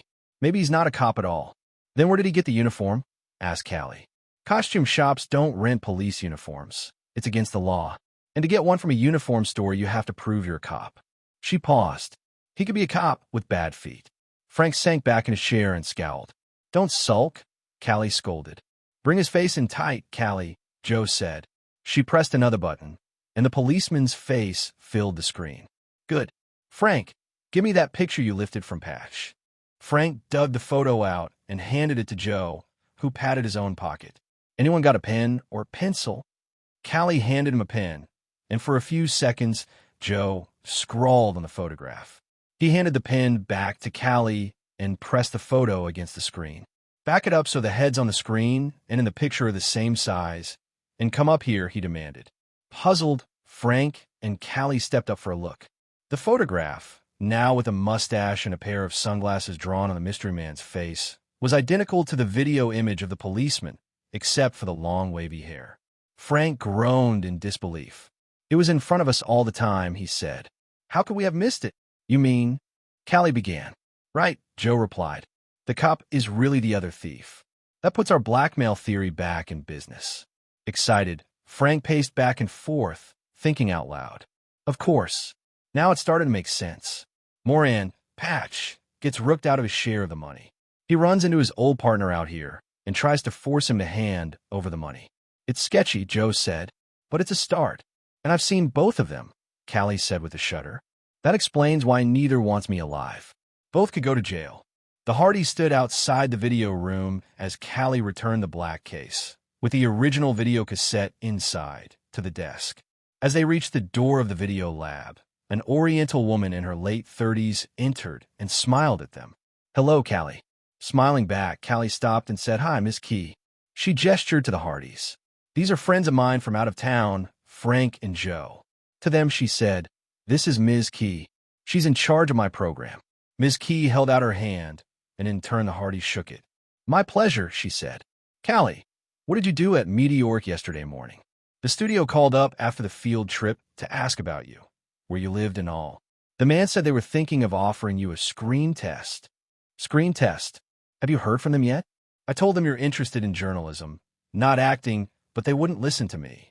No, Callie said, still dazed. But I haven't been home much. I'll check with my aunt. Well, Ms. Key gave them another big smile. Break a leg. Thank you, Callie said. Ms. Key went into the video lab, and Callie and the Hardys left the building. Meteoric Studios? Frank asked when they were outside. We took a tour there yesterday. I had just been to the video lab and remembered the production class field trip. Callie said, trailing off. All of a sudden, her eyes widened. It was later yesterday afternoon, after I witnessed Patch's meeting with the policeman and after the field trip, that the policeman showed up at school asking about me. And that was the last I thought about the field trip. Is it important? Frank snapped his fingers, an intense look on his face. Now I know what else about that cop was bothering me. What? Joe asked, excited. His badge. It didn't have a number on it. We could go back and check on the videotape, but I'm sure no need to do that, Joe said. Now that you mention it, I remember too. He groaned. How could we have missed that for so long? So what? Asked Callie. I don't get it. So the uniform must be a costume, Joe explained to her. A real policeman would have removed his badge altogether if he didn't want to be identified. Better yet, he wouldn't wear a uniform at all. But with a fake badge and no regulation shoes, chances are very good it's a costume, Frank continued. And if what you say about it being illegal to rent a police uniform is true, then he must have swiped it from a studio wardrobe, said Callie. Bingo, said Frank. He and Joe beamed at her. Callie beamed back. So, this bank robber works at Meteoric Studios and saw me there yesterday, after he saw me on the beach. It's a long shot, Frank answered. But it's the only solution that makes any sense. The studio did call your professor to find out about you. As they turned the corner of the building, their thoughts were broken by an engine revving to life. A car on a blocked-off street? Callie wondered for a second. Suddenly, a van squealed into motion, racing right toward them. This way, Joe shouted, ducking into an alley. As the van zoomed closer, Frank grabbed Callie and pulled her into the alley too. "Don't!" yelled Joe. "It's a dead end. Get out." As if the driver had heard them, the van wheeled around and careened into the alley. Joe reached the dead end and pressed in vain against the wall. "No good," he yelled. "Solid brick." His words were drowned out by the roar of the engine as the huge van bore down on them. Chapter 11. "Frank," Callie screamed. "What we going to do?" Frank barely heard her. "We'll flatten ourselves against the sidewall. You go under," he yelled to Joe, keeping his eyes on the onrushing van. In the middle of the narrow alley, flush against the back wall, Joe began to tense. "Now!" Joe yelled. Frank slammed an arm across Callie, flattening himself on top of her against the wall. Joe fell to the ground, directly in the path of the van. He pulled his arms in tight to his body to avoid the spinning tires and rolled safely under the center of the van. The van just brushed against Frank and Callie and smashed into the back wall. From inside the van came the wail of a car horn. It didn't stop. "Joe!" Frank called. Although the van had missed them, the crack-up had them pinned in the corner. "Are you all right?" "Fine," came Joe's voice from under the van. "Get the driver." "We can't," Callie shouted. No room to open the door. The driver ducked his head and covered his face with his hand. His head down, he stumbled through the van and out the back door. "Got him," Joe said. His hand snaked out from under the van's rear bumper and caught the driver's ankle as he hit the ground. But the driver didn't trip. His other heel ground down on Joe's wrist, and Joe splayed his fingers in pain, releasing the man's leg. In a flash, the driver sprinted to the end of the alley and vanished. Joe crawled out from under the van, wincing and massaging the pain from his hand. "Hold on," he told Frank and Callie as he climbed in the back of the van. Then he was in the driver's seat and closed the driver's door. "Can you get us out?" Frank asked. Joe looked at the dashboard. There were no keys in the ignition, but 2 colored wires dangled from the steering column. "Just a minute. I think it was hot-wired." "Stolen," Callie said. "Probably," Joe said. "Most people don't use their own cars to run other people down." He leaned over, grabbed the 2 wires, and touched the exposed ends together. The van rumbled to life. Joe shifted to reverse. With a tortured whine of metal scraping cement, Joe backed the van out of the alley, leaving trails of silver paint along the alley wall. Frank and Callie followed him out and were waiting for him when Joe climbed out of the van. "Who was driving?" Joe asked. "Patch or the policeman?" "We didn't get a chance to look," Frank replied. "Our next job is going to be finding out who this so-called policeman is." "How do we do that?" Callie said. "Head for Meteoric Studios?" "No," Frank said sternly. "Joe and I go. You go into hiding somewhere safe." Callie got ready to argue. Joe stepped in. "Frank, you know under most circumstances I'd agree with you. But you know Callie's not going to leave the city. It's her case, her story. We'd never let anyone cut us out of a case, and you know Callie's no different. Anyway, there's nowhere for her to go. She wasn't safe with the street people, and she won't be safe with her aunt. At least with us, she'll be protected." For a long moment, Frank stared at Joe. "Okay," he said finally. Callie smiled. "Thanks, Joe," she said. "Don't mention it," Joe replied. "And I mean that. Don't ever mention it again." In a valley between 2 mountains in the Hollywood Hills lay Meteor Town. In the 1970s, it had almost closed, save at the last minute by the surprise success of one of its low-budget movies. Since then, Meteoric Studios had grown to be one of the largest film production companies in the world, so large that now it brought in thousands of tourists daily. Frank stood at the ticket booth at the main gate. 3 adult tickets, please," he said politely.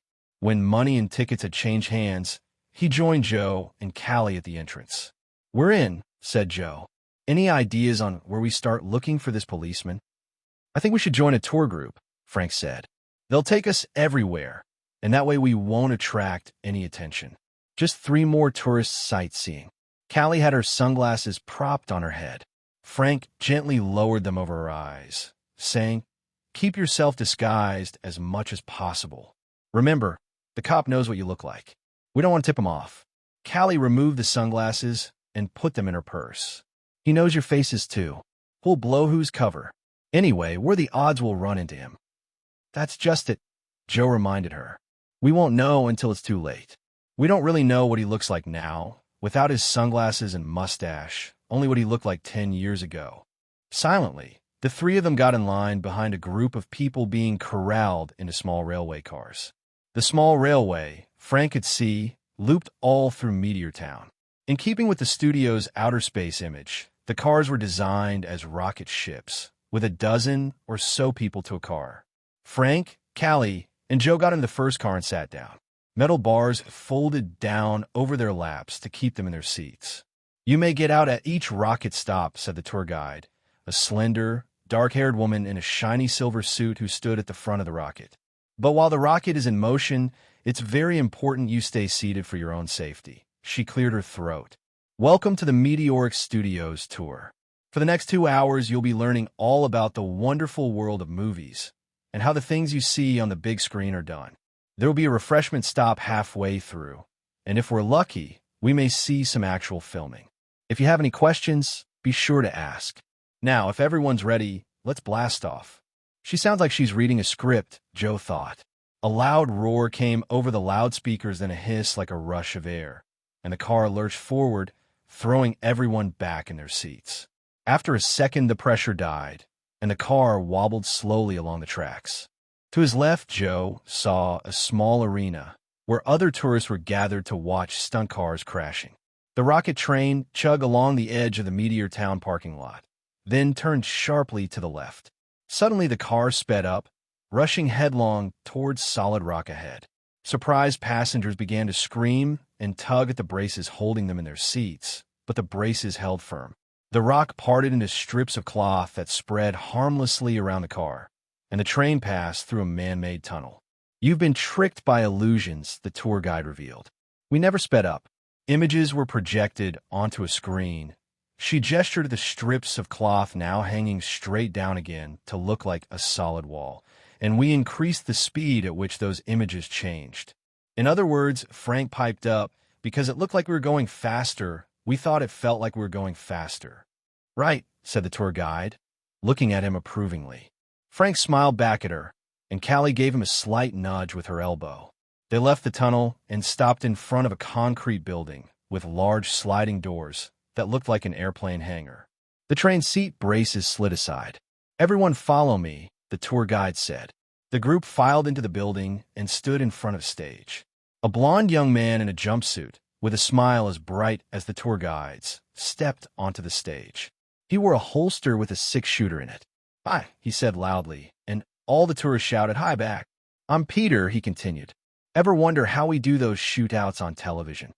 A resounding yes roared from the group, and the young man, named Peter, rambled on. As Peter spoke, a rope dropped from the ceiling behind him, and a ninja, garbed head to toe in black, slithered down it to the floor. The audience made warning noises, but Peter seemed not to notice. Drawing a sword from a scabbard strapped to his leg, the ninja raised it to plunge into Peter's back. Suddenly, Peter drew his six-gun and spun. 2 shots went off, and the ninja fell backward, blood spreading across his chest. The hall filled with screams. The ninja leapt to his feet, and he and the young man bowed to the crowd. "That was done with something we call a squib," said Peter. He set the 6-shooter down behind him and drew a small wad out of his pocket as the ninja left the stage. "It's a little packet of jelly with a tiny explosive charge that we sew in a clothing. When a gunshot using blanks is fired, these little packs of jelly are exploded with a radio signal. It makes it look like someone has been shot. Come on, I want 2 volunteers to try it." No one moved, but the tour guide stepped behind Frank and Joe and cocked her head toward them. "How about you?" Peter asked Frank and Joe, and amid a hail of applause the Hardys took the stage. Peter slipped a quilted jacket onto Joe. "This young man wore the jacket filled with squibs," he told the audience. He stepped to Frank and handed him the gun. "Now this young man is going to kill him, just as he would on TV." As Peter cried, "Ready!" Frank aimed the gun. "Aim." Joe grinned broadly and swaggered a little, hamming it up for the audience. Then he looked back at Frank, and his grin froze.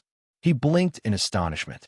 Frank didn't have the Prop 6 gun in his hands, but a .44 revolver. The gun aimed at his chest was real. "Frank!" he cried, reaching out toward his brother. "Fire!" commanded Peter. Frank's fingers squeezed the trigger. Chapter 12. The gunshot roared in Joe's ears. He felt something explode against his chest, knocking him backward.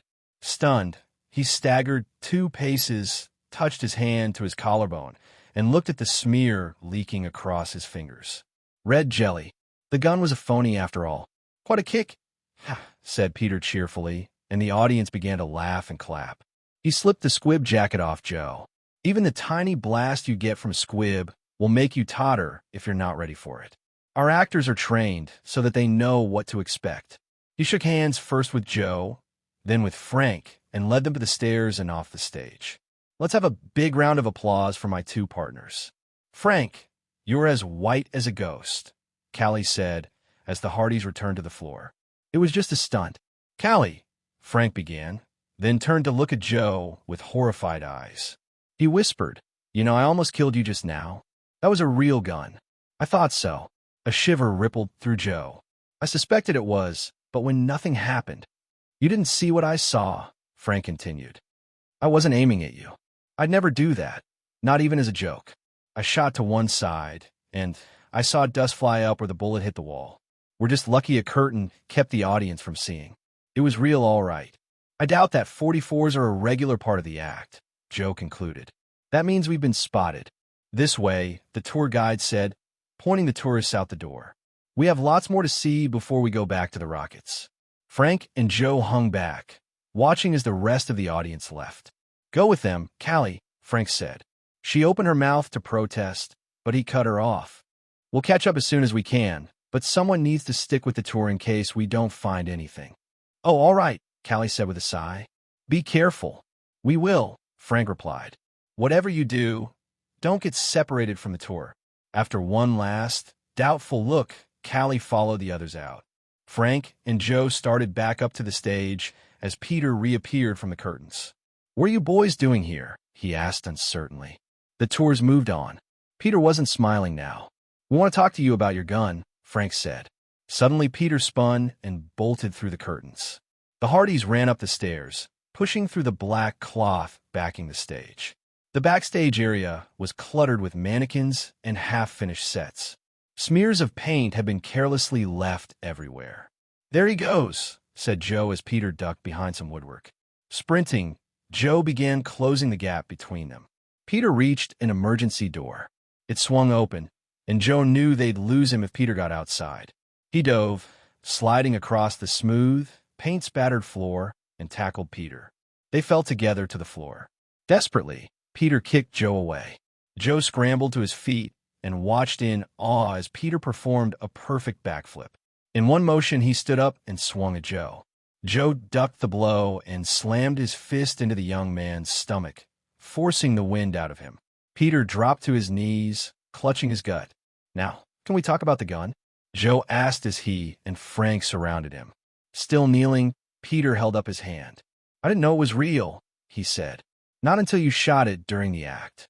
You didn't seem too surprised about it, Joe said, and raised his fist menacingly. It's part of my job, Peter protested.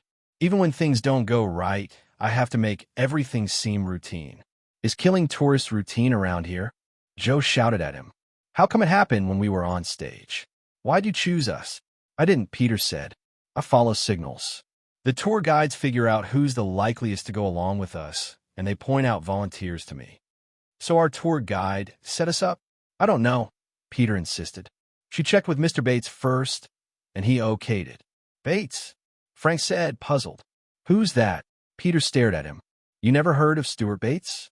He's chairman of the board. He runs Meteoric Studios. Why would he bother with something like this? Joe asked. He likes to come around to watch the crowds, Peter explained. I don't know why. He never talks to me. You saw him okay us for the act. It was funny. It looked to me like he suggested you, and your guide went along with it. Frank took it all in. When did Bates take over Meteoric Studios? 8 or 9 years ago, Peter said. He saved the studio when it was about to go bankrupt. He financed the picture that put Meteoric back on its feet. Joe unclenched his hand. To Frank he said, remember what we heard? That was almost a decade ago. Frank nodded.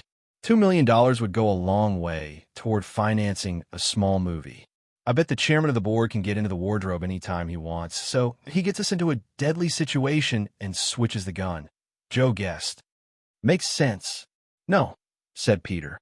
Mr. Bates was in the audience the whole time. He couldn't have touched the gun. Both of them turned to Peter. Joe grabbed his collar and jerked him to his feet. You've been lying to us. You were the one who rigged the gun. No, Peter insisted. I don't touch the guns. It's Jim, the ninja. He sets up all the props. So where? Joe began. But he had no chance to finish. Joe, Frank yelled. A black-gloved hand had shoved a stiletto through a flat that Joe was standing in front of. Joe threw himself to the floor and rolled away just in time to see the knife slash down at him. Frank caught the hand, slammed it twice against his leg, and the hand dropped the knife. Joe kicked it away. With a shout, Frank spun and jerked the arm over his shoulder. The ninja tore through the flat and landed with a thud on his back. He kicked up, catching Frank in the shin and knocking him off balance. Joe clipped the ninja in the arm with a right hook, and the ninja stumbled back, stopping in front of a chair. He picked it up and brought it down hard against Joe's shoulder. Joe stood there, as surprised as the ninja was that he was unharmed. A breakaway chair, he said, amazed. Another prop. The ninja ducked Joe's punch, only to walk into a karate chop from Frank. He reeled back into some more flats. Frantically, he pulled on them, and they cascaded down on the Hardys. By the time Frank and Joe freed themselves, the ninja was gone. That solves the mystery of the switched guns, Joe said, getting to his feet. He picked up the fallen switchblade. At least he lost his toothpick. Oh no, said Peter. His eyes rested on a young man who lay unconscious in his underwear, bound and gagged behind the fallen screens. That's Jim. Then who was in the ninja's suit? Frank wondered out loud. Quickly, they untied the young man and slapped his cheek to wake him up. His eyes finally fluttered open. Who did this to you? Joe asked. Never saw him before, the young man said weakly. Never. You'll be okay, Frank comforted. What did he look like? Didn't see much. Only a patch over an eye. Frank and Joe looked at each other in dismay. Patch, said Frank. To Peter, he said, Can you take care of your friend? Sure. How do we get to where the tour is now? They should be looking at the computerized special effects generators now, Peter said. He gave them directions, and the Hardys ran through the emergency door. Great, said Joe. If we're right about Bates, we've got 2 killers loose on the grounds. And we left Callie alone. Frank's voice was tight as he led the way. We gotta find her. They reached another building and flung open the door. The tour was gathered around a television screen, watching pictures of people chosen from their group being projected into computer-generated backgrounds. Frank grabbed the tour guide's arm. Where's Callie? He whispered. Confused, she replied, Who? The girl I came with, he snapped impatiently. She's supposed to be here. The tour guide gazed across the crowd and pointed toward an open door at the far end of the hall. She was over there just a minute ago. I have to ask you not to leave the tour again. If there's any problem, before she could finish, Frank hurried out the door. It opened onto a small green lawn lined with food stands. Frank turned in circles, surveying the area, but Callie was nowhere. Callie, he called out. There was no answer. Callie, Frank, Joe said. He stopped by a wastebasket, pulled out a video cassette, and held it up for Frank to see. Frank's heart sank. She would never have given that up unless she... Chapter 13. Hey, a man in a work suit shouted. You can't go in there. Callie Shaw ignored the warning. Her lungs burned and her legs ached from running, and she needed a place to rest. From the moment she had seen Patch, dressed all in black except for his head, she had been on the move, racing from set to set in Meteor Town. The sign on the barricade said out of order. No admittance. Recklessly, Callie climbed over the gate, rolled onto the ground, and looked behind her to see if the man decided to pursue her. She was safe, and there was no sign of Patch. She relaxed and sat with her back to the gate. Would anyone find the tape? She wondered. Even if Patch caught her, she suspected he wouldn't kill her until he knew where it was. If she escaped, chances were she could collect it before anyone noticed it was there. In the meantime, she had time to think. Had Patch run into Frank and Joe? If so, what had he done with them? Just then a black-gloved hand clapped onto her shoulder through the chain-link gate, and Callie screamed. "Callie," Patch whispered triumphantly. "Come out and play." His fingers dug into her skin. She drove her fingernails into the back of Patch's hand. He snapped it away, and Callie was on her feet, running again. She didn't need to look to know Patch would quickly be over the fence and on her trail. "Think," she told herself as she ran for her life. What would Frank and Joe do? She came to the top of a hill. Below were the tracks for the tourist trains. She scampered toward them. Eventually, the tracks would loop back to the exit, showing her the way out. "All I have to do," she told herself, "is stay ahead of Patch until I get there." Easy to think, she knew from experience, but harder to do. The tracks led into the set of a small town. To her left, Callie saw a library, and to her right, a town hall with a bell tower on top. The streets were lined with stores, a five and dime, a pharmacy, a grocer's at the end of the block. Quickly, she dashed across the square and up the steps of the town hall. "No one here but us, Callie," Patch called menacingly as he entered the square. Callie hurled herself through the entrance to the town hall and slammed the door behind her. The ground slid out from under her, and she dropped 6 feet to a rough landing in the dirt. As she sat up and brushed herself off, she looked up to see that the building was only a false front. It looked solid and real, but in reality, it was as false as her hopes of safety were. "Could have told you, Callie," Patch said as he rounded the far end of the line of buildings. "I've been to Meteor Town lots of times. I know where everything is." He laughed, and the sound rang brutally in Callie's ears. She cupped her hands over them to blot it out and ran. The tracks led to a waterfall and disappeared into it. Dead end, Callie thought. She looked back to see Patch closing in on her. She was trapped. Then she remembered the wall of rock the train had gone through on the tour. If that was an illusion, what was the waterfall? Crossing her fingers, she plunged forward. The icy water struck her, and she let out a yell of astonishment. Water poured down from sprinkler pipes over the entrance. The waterfall was real enough, another trick to surprise the tourists with. She slogged out of the water and into the darkness of a tunnel that backed up to the falls. The tracks were almost invisible in the gloom. She tapped them with her foot as she stumbled along. The tracks curved to the left. Callie followed them. She froze. Ahead, from a hole in the ceiling, light poured in. The ceiling had collapsed, and rubble, piled from floor to ceiling, covered the tracks and blocked the tunnel. Desperately, Callie dug into the pile, but it was too big. She wouldn't be able to dig a way through before Patch caught up with her, and he barred the way back. This time, she knew she was trapped. "I can't believe Callie would have left this behind," said Joe, holding up the video cassette.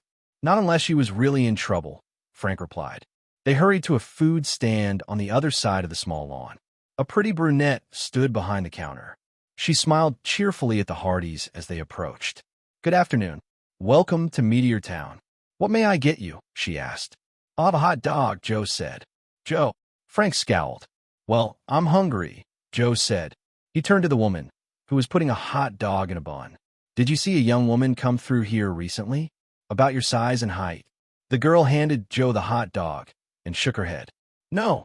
She pointed to metal jars on a nearby table. "Catsup, mustard, and relish are over there." "She might have been with a man wearing a black ninja suit and an eye patch," Frank added. "Him I remember.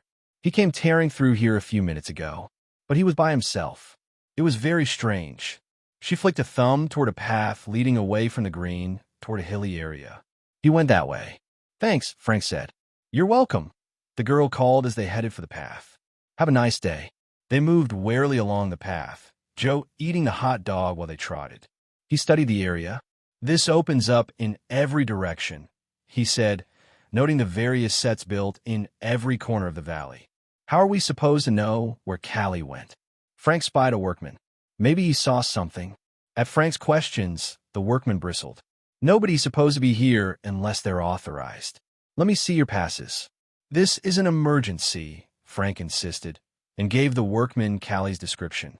"Yeah, she and some fellow with an eye patch jumped the gate." The workman glared at the sign. "Can't anyone read anymore?" "I thought everyone in Meteor Town was cheery," Joe said through his last mouthful of hot dog. "I don't get paid to deal with the public," the workman snarled. Never mind, Frank told Joe. He grabbed his elbow and pulled him toward the gate. We've got to find Callie. Stay out of there. Undaunted, the Hardys hurdled the gate and sprinted through the field on the other side. You're in trouble now, the workman shouted. He turned and stormed off. Into the line, Patch taunted. Callie whirled on the mountain of rubble as Patch continued to stalk her, flexing his fingers in a strangling motion. The light from the ceiling reflected a nasty glint in his eye. It's why they closed this part of the studio. No way out. There's one way, thought Callie, raising her eyes to the hole in the ceiling. She began climbing up the rubble. It shifted under her weight, and she slipped back down a few feet. Laughing, Patch grabbed at her. In seconds, she had pulled herself to the top of the heap. Patch began to climb after her. Callie reached up to the hole in the ceiling, but her fingertips only brushed it. She crouched low and sprang. Her hands clamped around the edge of the opening, and she held firm and pulled herself up to freedom.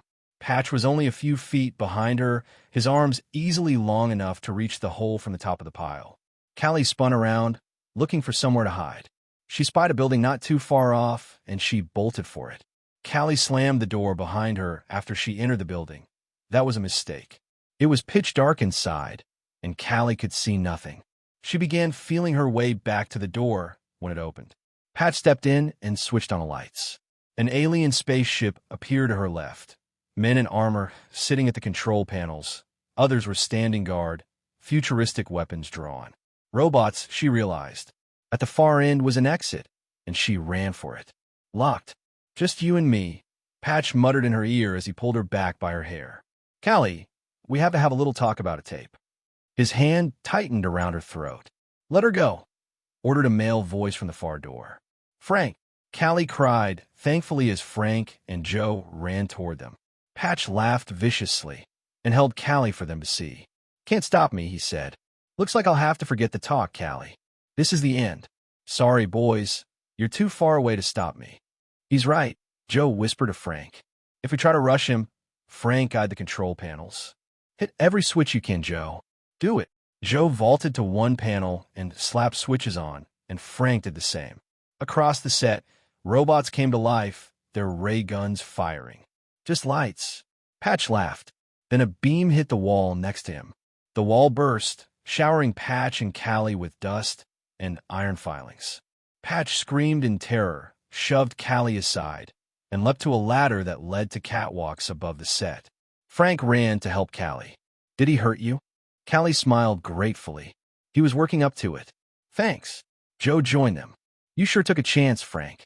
What if one of those lasers had hit Callie? They weren't lasers, Frank said. Why would they be?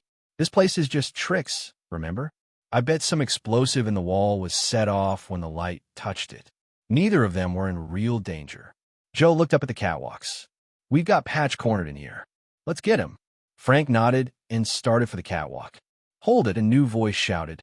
The workman appeared at the door, joined by two security guards and a tall, good-looking man in an expensive-looking business suit. That's them. Despite Callie and the Hardys' protests, the security guards collected them and shoved them back to the door. We'll throw them off the lot. No, said the well-dressed man. He studied them coolly for a moment. Frank and Joe exchanged glances. Who was he? Take them to my office, the man said. And keep them there. Yes, sir, the security guard replied. He took Joe roughly by the arm. Whatever you say, Mr. Bates. Chapter 14. The office was enormous, decorated all in leather and mahogany.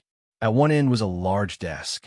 A painting of Stuart Bates hung on the wall behind it.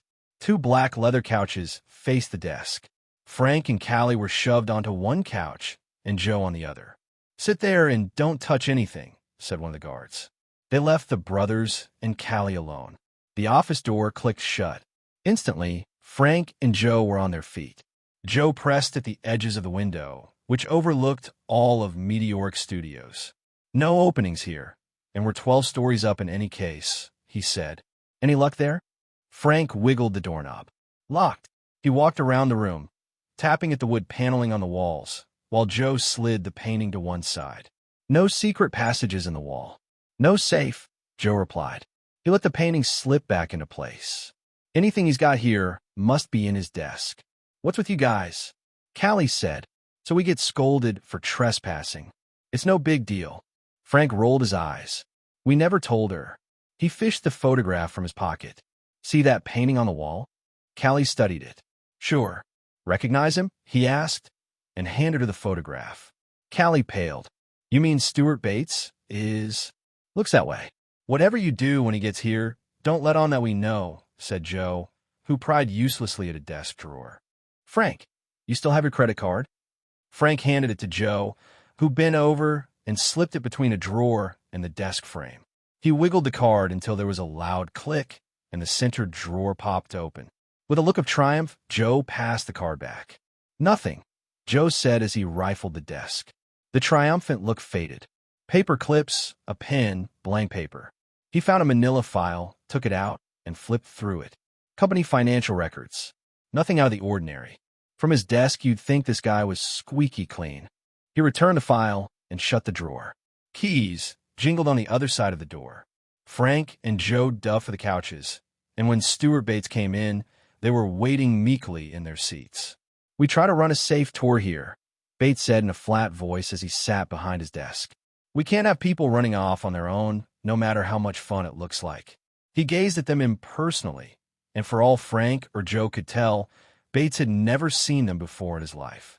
He had the relaxed, suntanned appearance of a typical Hollywood executive. "I am as much in favor of young people having a good time as anyone else," he said, "but there is simply no excuse for what you did." "None. You're right," Frank began apologetically. "Don't blame them," Callie interrupted. "They were saving me." "From what?" Still the casual but fiat, distant tone. "I was being threatened by a man wearing an eye patch," Callie said, watching Bates's face. He sat back and gazed at her, almost blank-faced. "He wanted to kill me." There was still no reaction from Bates. "I hope you're not making this up," he said. Then he shrugged. "I'll tell my men to watch out for such a man." His phone rang.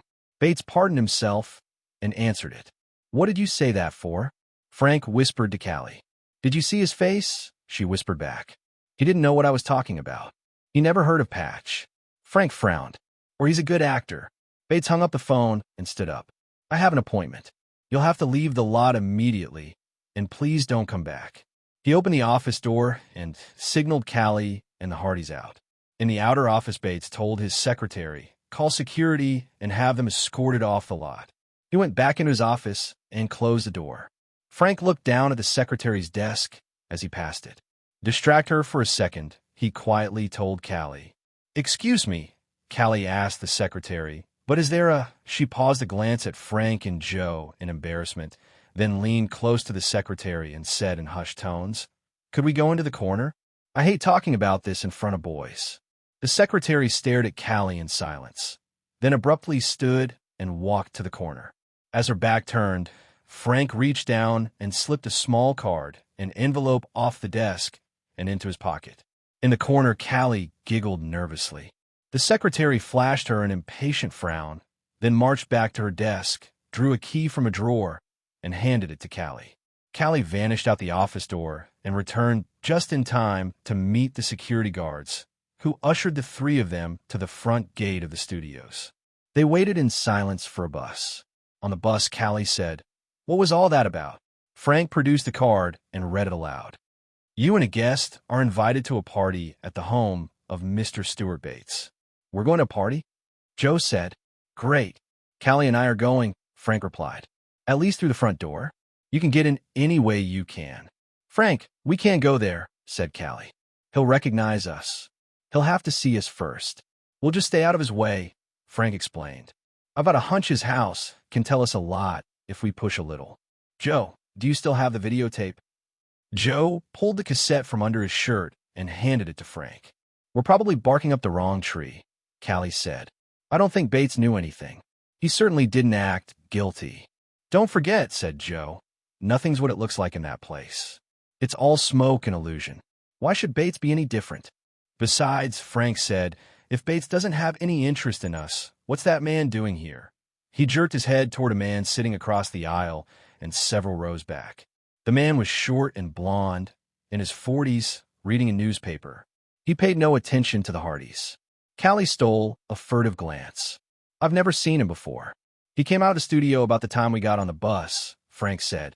He rushed on at the last moment. I think Bates is having him follow us. That's why the security guards took so long to get to the office, to give this guy time to get after us. You could be wrong, Joe said. He looks harmless enough. There's an easy way to find out, Frank said. He stood up, and Joe and Callie stood up with him. Together, they moved to the front door of the bus. The short man folded his paper and casually moved to the back door. The bus stopped, and the doors opened. Callie and the Hardys got off in front, and the man got off in back. But the last moment, Frank, Joe, and Callie climbed back on. The bus pulled away, leaving the short man at the stop, angrily throwing his paper on the ground. That answers that question, Frank said as he sat down again. To Callie, he said, Can you duplicate tapes at UCLA? Sure. Then that's where we're going, he said, smiling. It's time to bait a trap for Mr. Stuart Bates.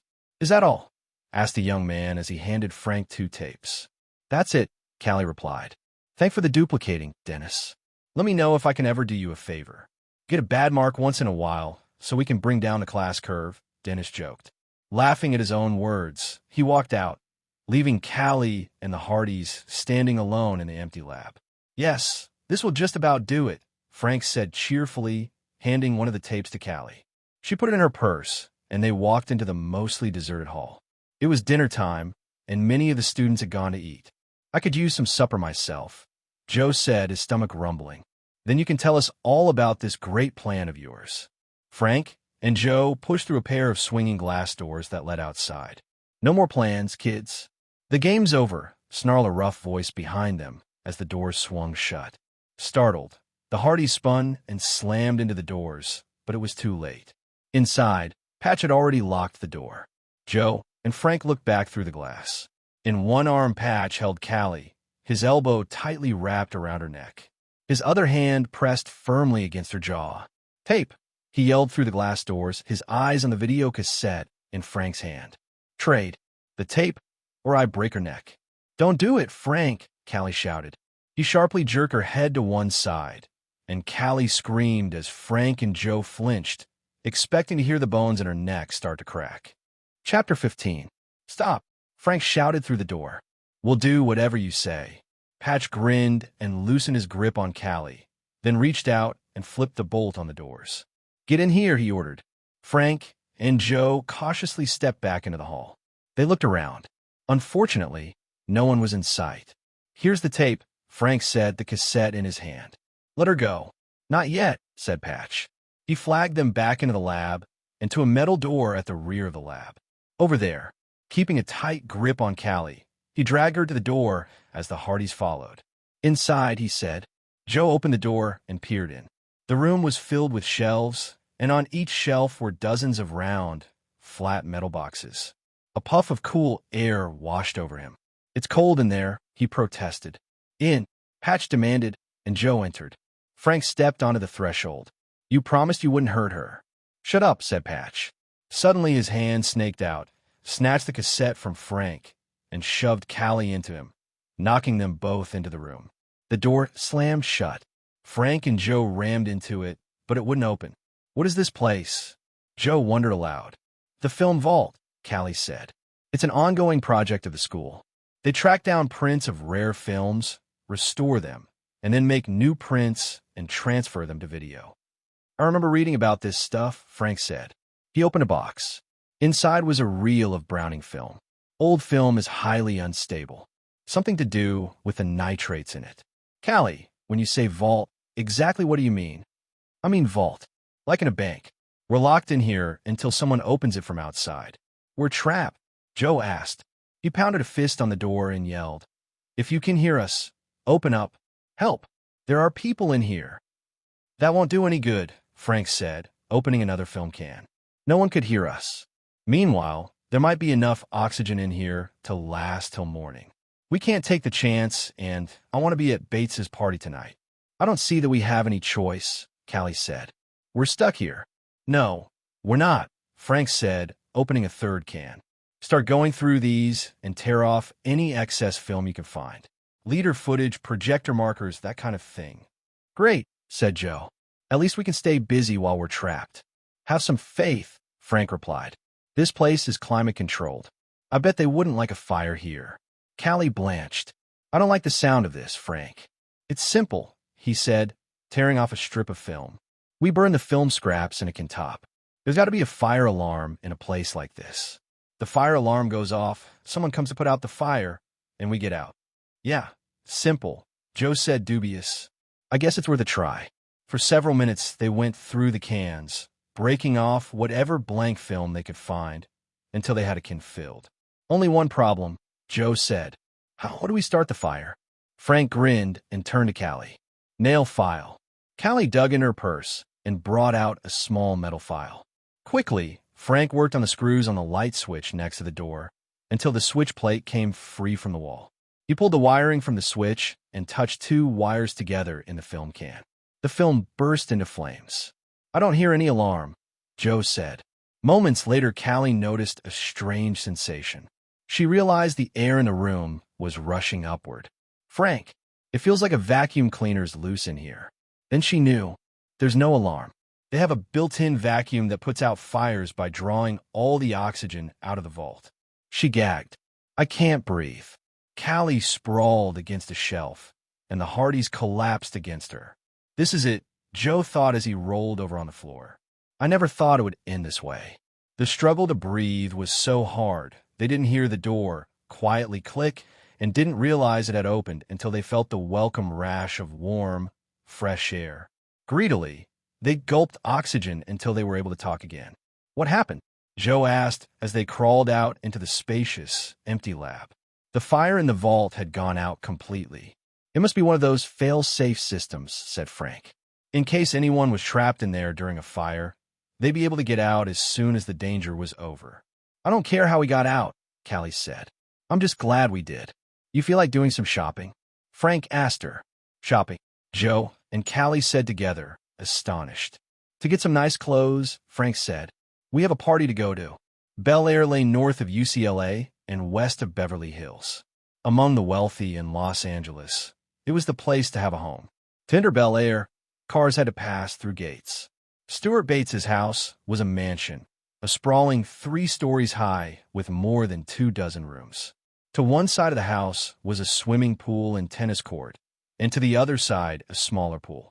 The whole estate was nestled in woods at the north end of one of the canyon roads and was surrounded on 3 sides by a man-made stream that looked like a moat.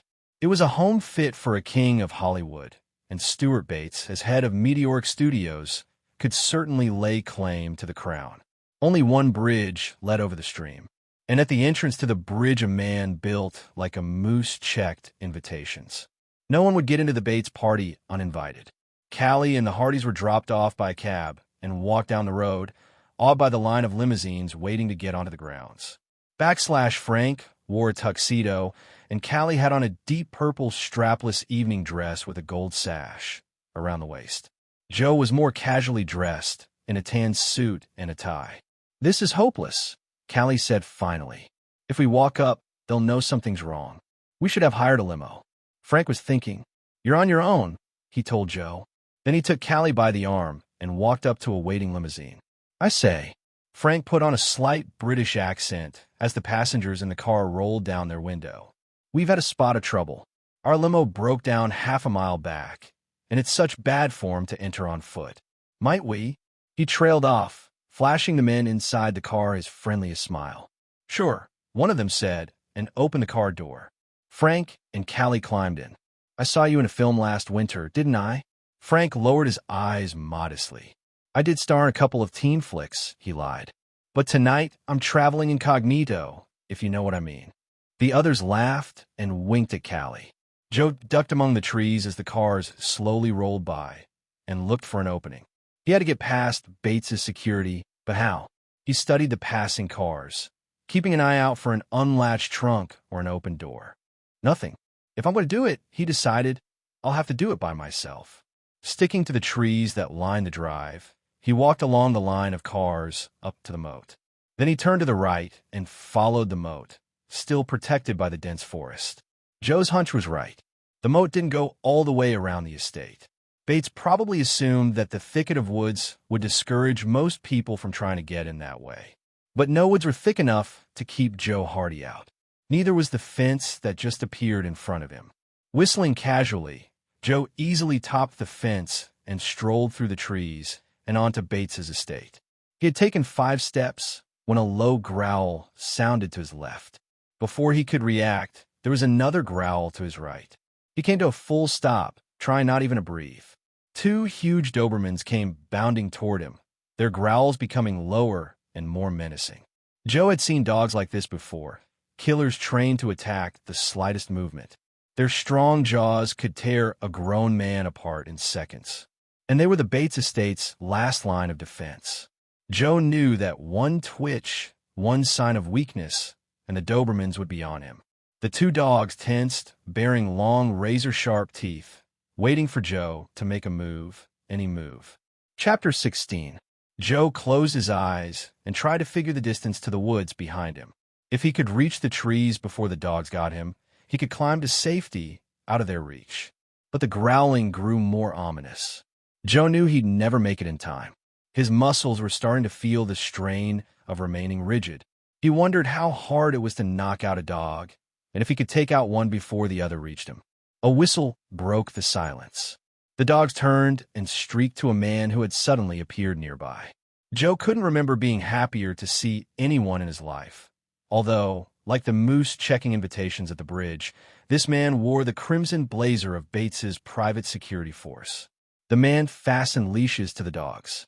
They tugged at the leads and snapped at Joe, but the man held them safely back. "What are you doing here?" the man demanded coldly. "The party," Joe said. He waved vaguely toward the house. "Too noisy. I came out here for some air and quiet." "Good reflexes," the man said with a hint of admiration. "You're lucky you're still alive. That's why Mr. Bates doesn't want his guests wandering the grounds. You must be new, or you'd know that." "Yeah, this is my first party here," Joe replied, sounding contrite. "I'll know better next time." He began to walk away. The man watched him suspiciously. "Hold it," he said. "Let's see your invitation." "What now?" Joe thought and looked at the dogs. If he knocked out the security guard, the dogs would be free again, and this time he doubted that he'd survive. He decided to bluff it out. "I left in the house. I didn't know you needed it all the time." "You don't know much, do you, buddy?" the guard said. "Let's go see your invite." Closely followed by the man and the dogs, Joe started the long walk to the house. Arm in arm, Frank and Callie entered Stuart Bates's home. It was filled with hundreds of guests. Waiters in white jackets and gloves moved throughout the crowd, carrying trays of food and champagne. The floors were made of polished marble. Priceless paintings covered the walls. "That looks like real gold leaf on those frames," Callie said to Frank as they stopped to admire the paintings. Frank watched an actress go by. "That's," he began, and then as I was caught by a passing talk show host. "And that's," Callie nudged him nervously. "Don't gawk. We have to act like we fit in, or our cover will be blown." A man brushed past her as she turned toward him and gasped. He stood almost 7 feet tall, with muscles that strained the seams of his dinner jacket. "Oh gosh," she said breathlessly. "That's that famous bodybuilder. What's his name? I got to get his autograph." Frank took her by the arm and dragged her into the next room. It was a library, lined floor to ceiling with books. There were fewer people in there, and they spoke quietly among themselves, paying no attention to Frank and Callie. "It's hard to keep from being awed, isn't it?" he asked Callie. "I guess everyone who's anyone in this town is here." "Bates is a powerful man in the entertainment industry, that's for sure," Callie said.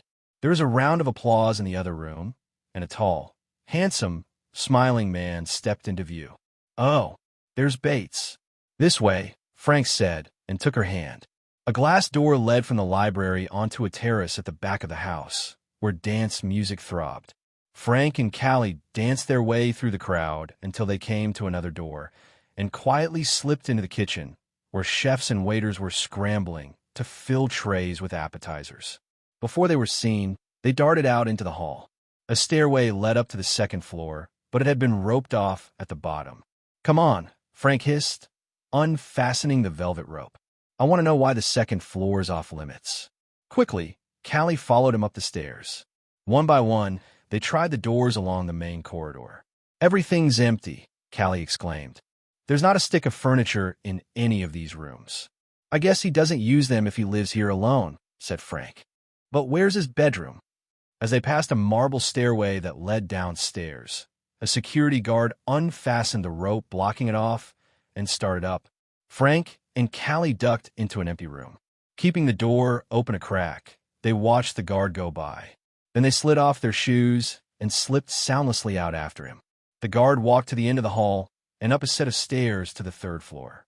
He swung open 2 brass-handled doors and disappeared into a room. Stepping into the room across the hall, Frank and Callie listened as the guard left the room and closed the door. His footsteps echoed down the hall and then down the stairs. When there was no more sound, Frank peeked into the hall. No sign of anyone. Let's check out that room. After they stole through the brass-handled doors, Callie's jaw dropped. The room was huge. A king-size bed with oak posts and sill covers was centered on one wall. Around the room, she saw a projection television with a video displayer and several videocassette recorders, a full stereo, a wet bar, and an exercise area complete with bodybuilding equipment.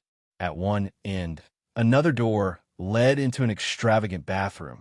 There's a hot tub in here, Callie said, and it's filled with bubbly, steaming water. On a shelf at the edge of the tub was a cordless telephone.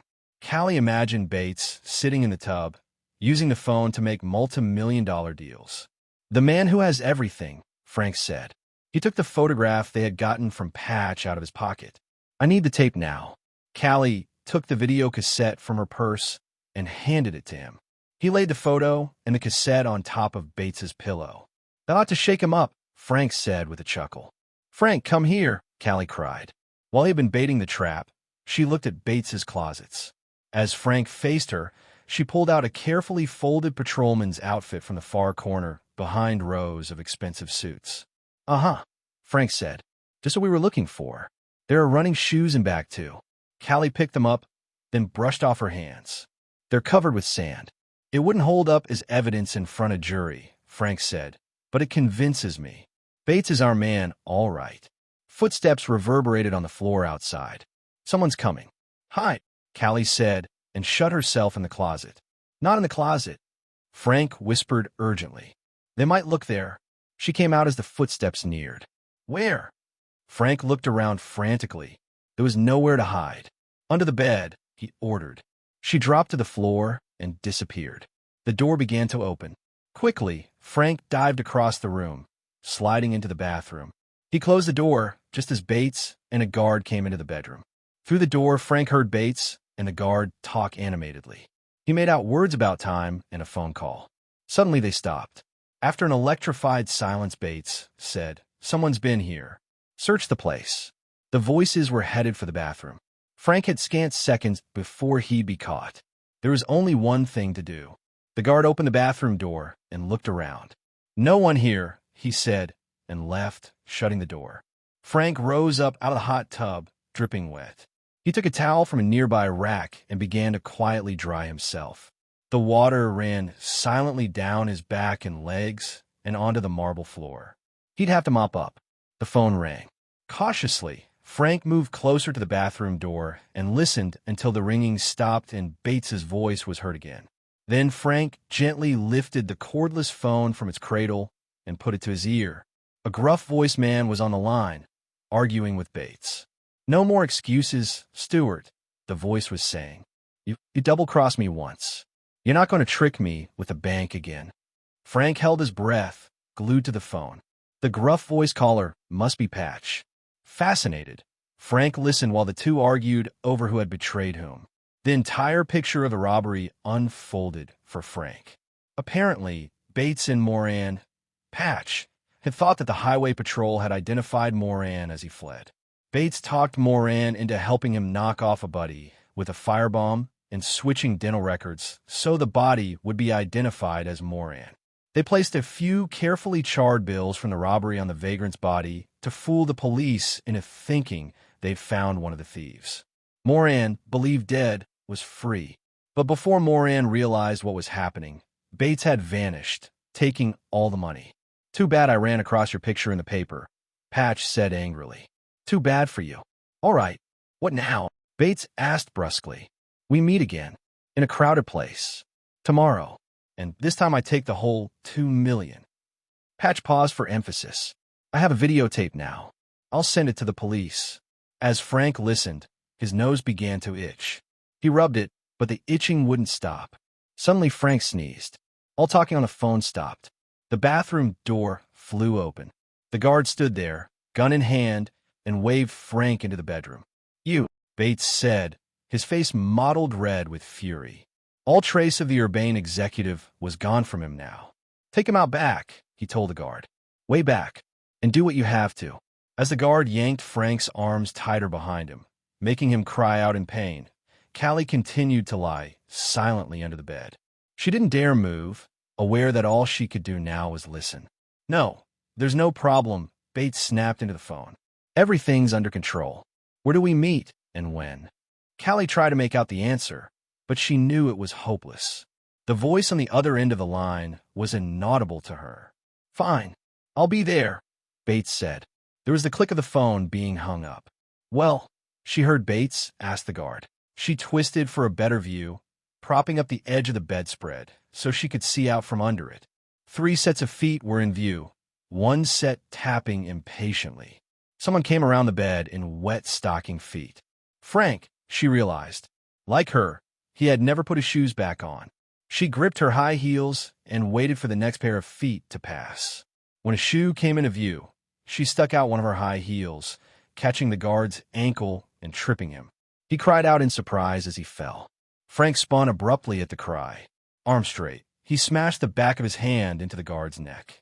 The impact knocked the guard off his feet, but his finger tightened around the trigger of his gun. Frank smashed his elbow into the guard's chest. The gun went off as the guard jerked from the impact of the blow. The bullet slammed into a bedpost. The guard lay silent, unconscious. Startled, Bates ducked into his closet. "Get out from under there," Frank said, giving Callie a helping hand. "What happened to Bates?" she whispered as she stood up. Frank pointed to the closet for reply. They walked over to it and pulled open the doors. Bates waited there, hunched over, his back turned toward them. "Come on, Bates. It's over." "It is," Bates agreed. Then he turned around and stood, hatred and victory in his eyes. In one hand, he held the holster he had worn with the patrolman's uniform. In his other hand, he held the gun. "It's over for you." Chapter 17.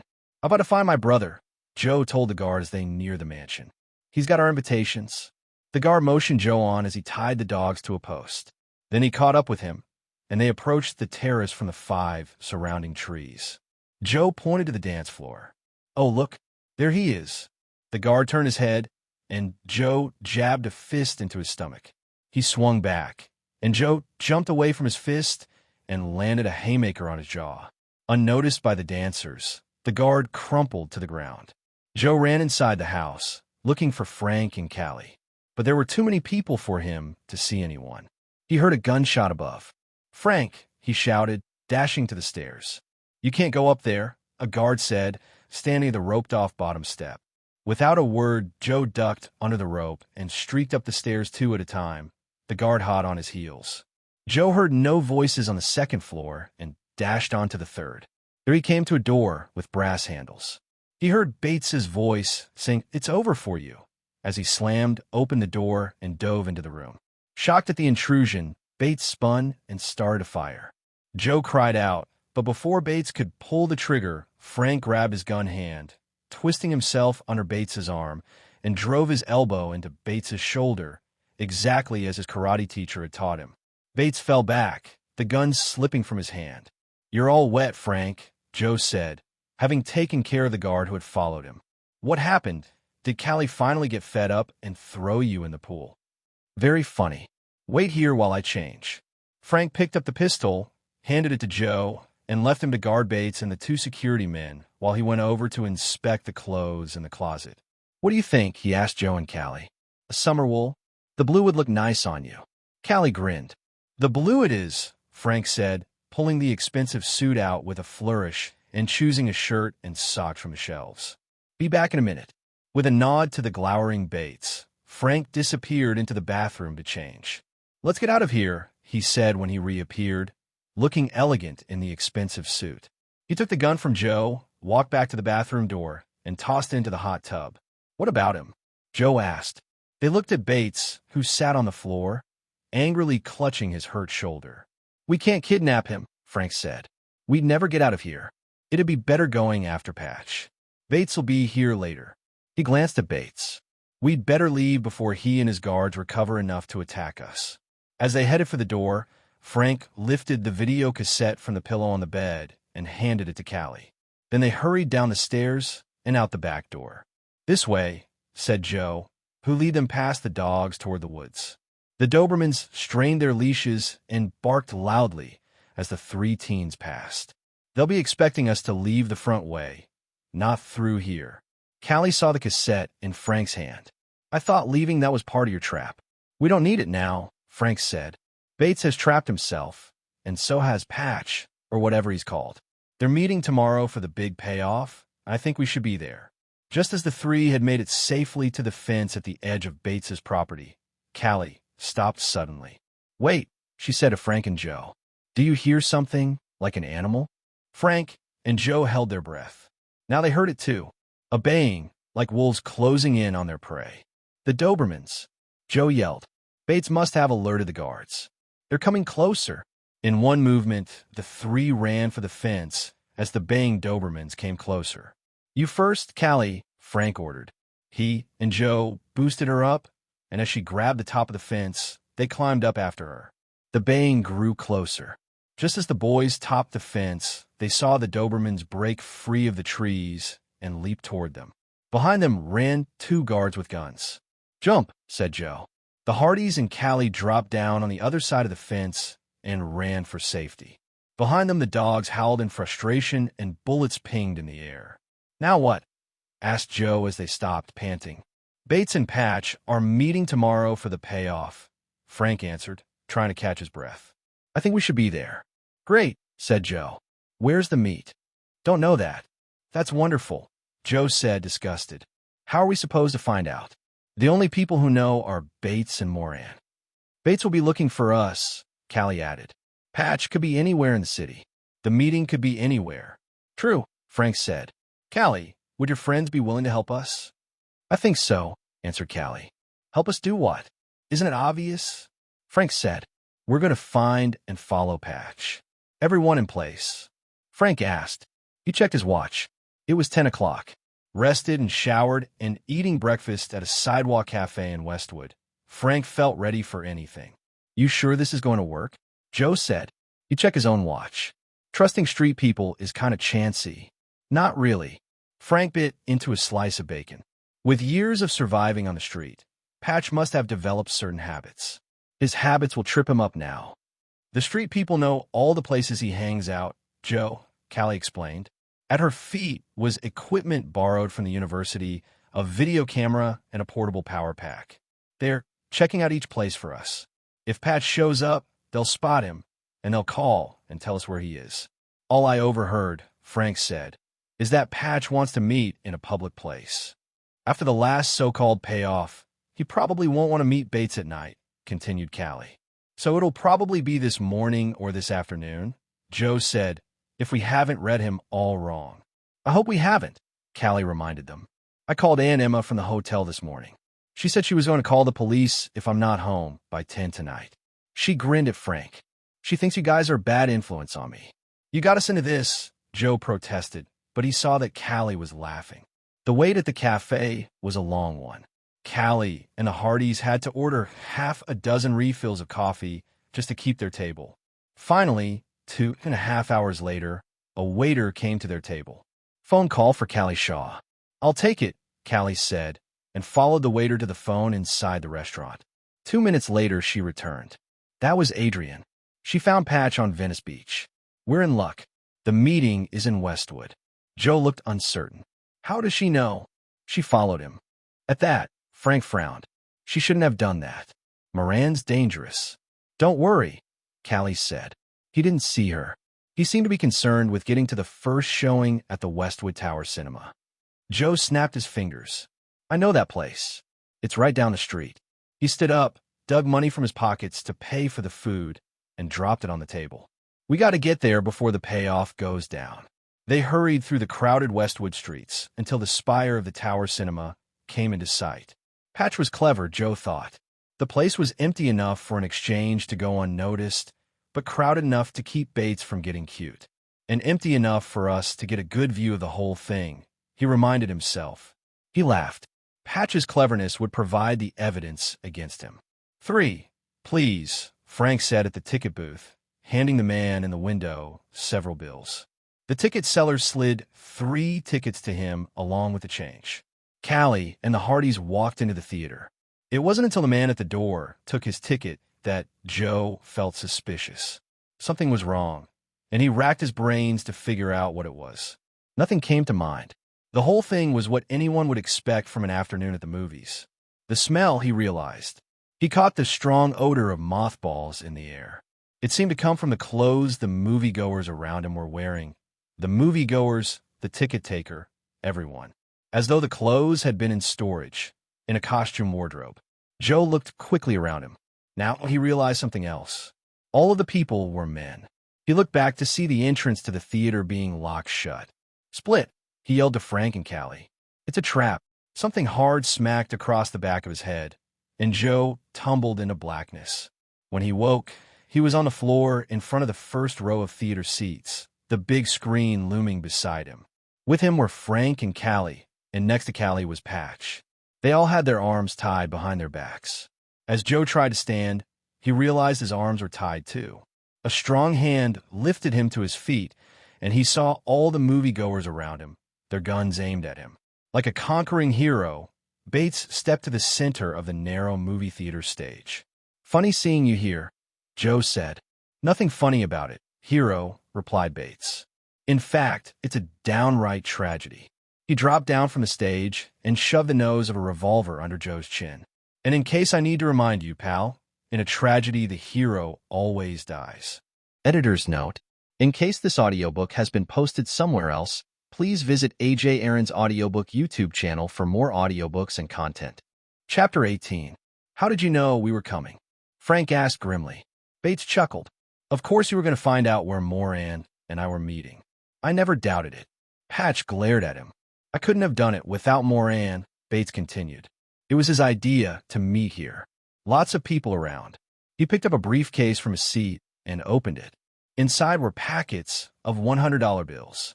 I even made it look real for him. But I have a lot of connections in this town, and my money talks.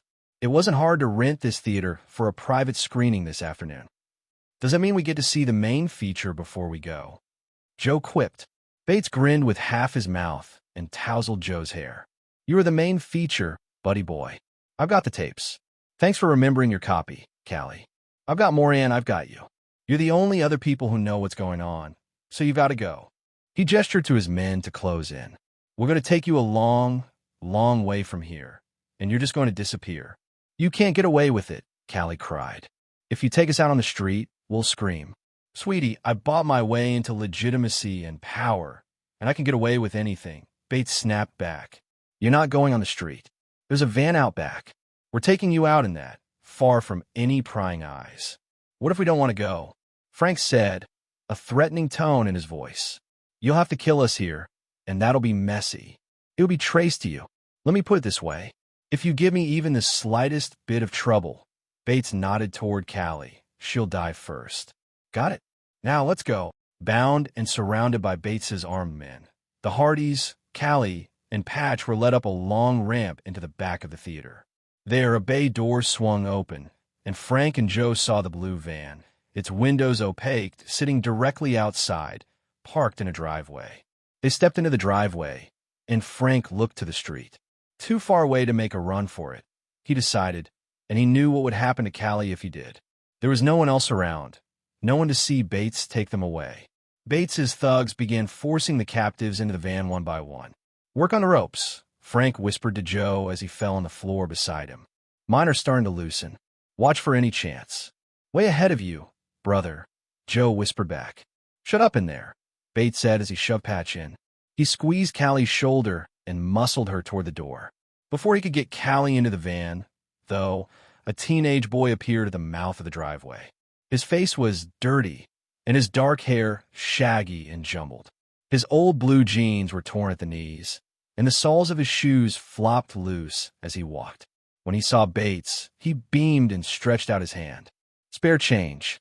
Before Bates could react, a badly dressed, unshaven black man entered the driveway, heading toward Bates. "Spare change."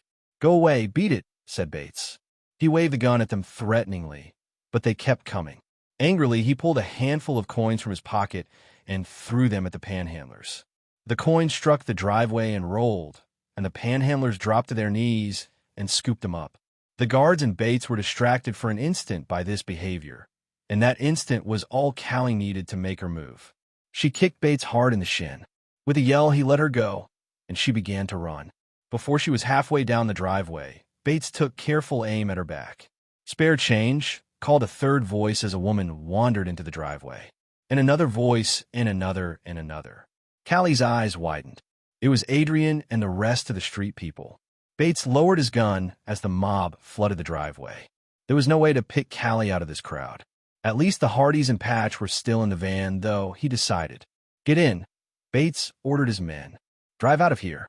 Run over anyone you have to." He tossed the briefcase and the video cassettes into the back of the van and started to climb in. Joe, his hands still tied, threw himself forward from the back of the van like a cannonball, whacking Bates in the stomach with his shoulder and knocking the gun out of his hand.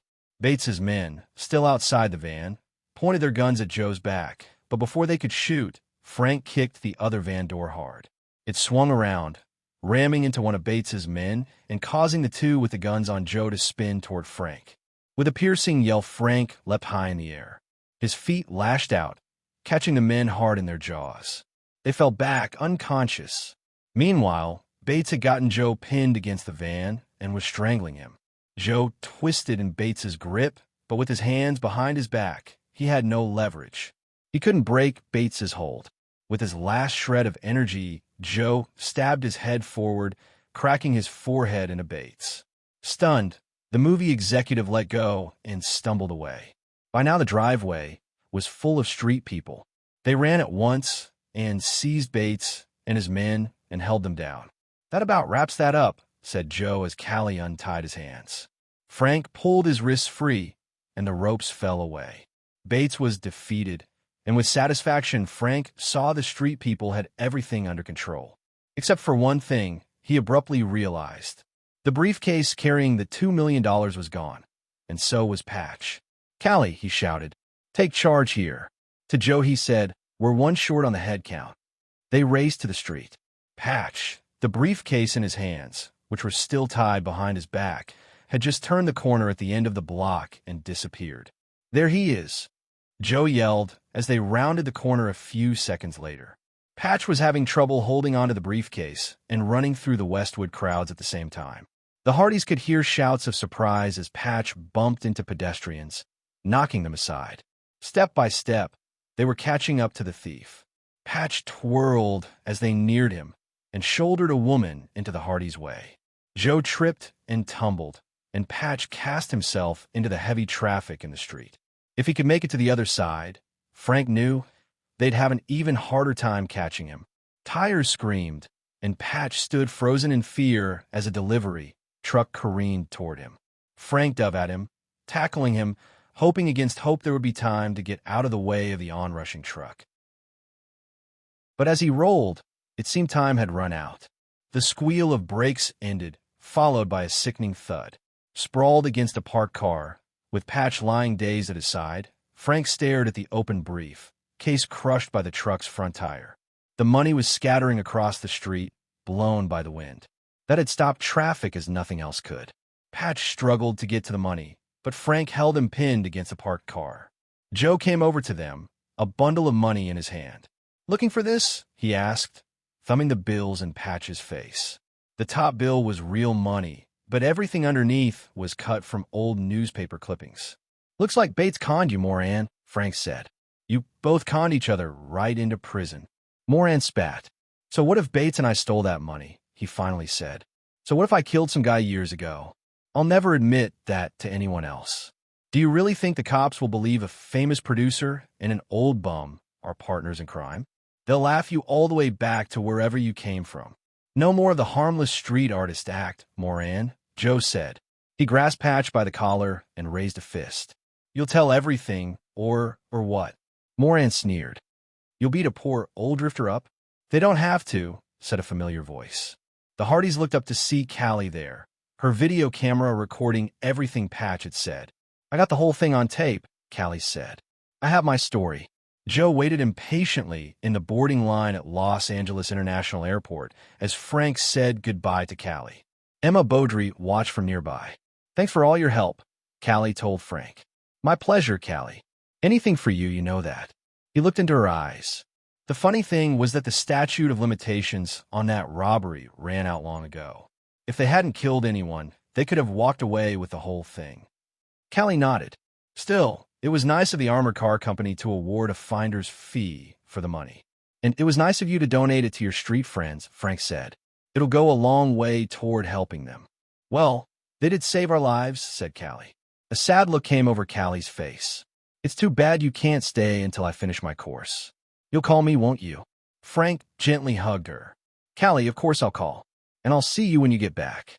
I can't believe you guys, Emma remarked, shaking her head in bewilderment. When I was Callie's age, we'd have a burger and maybe catch a flick at the drive-in.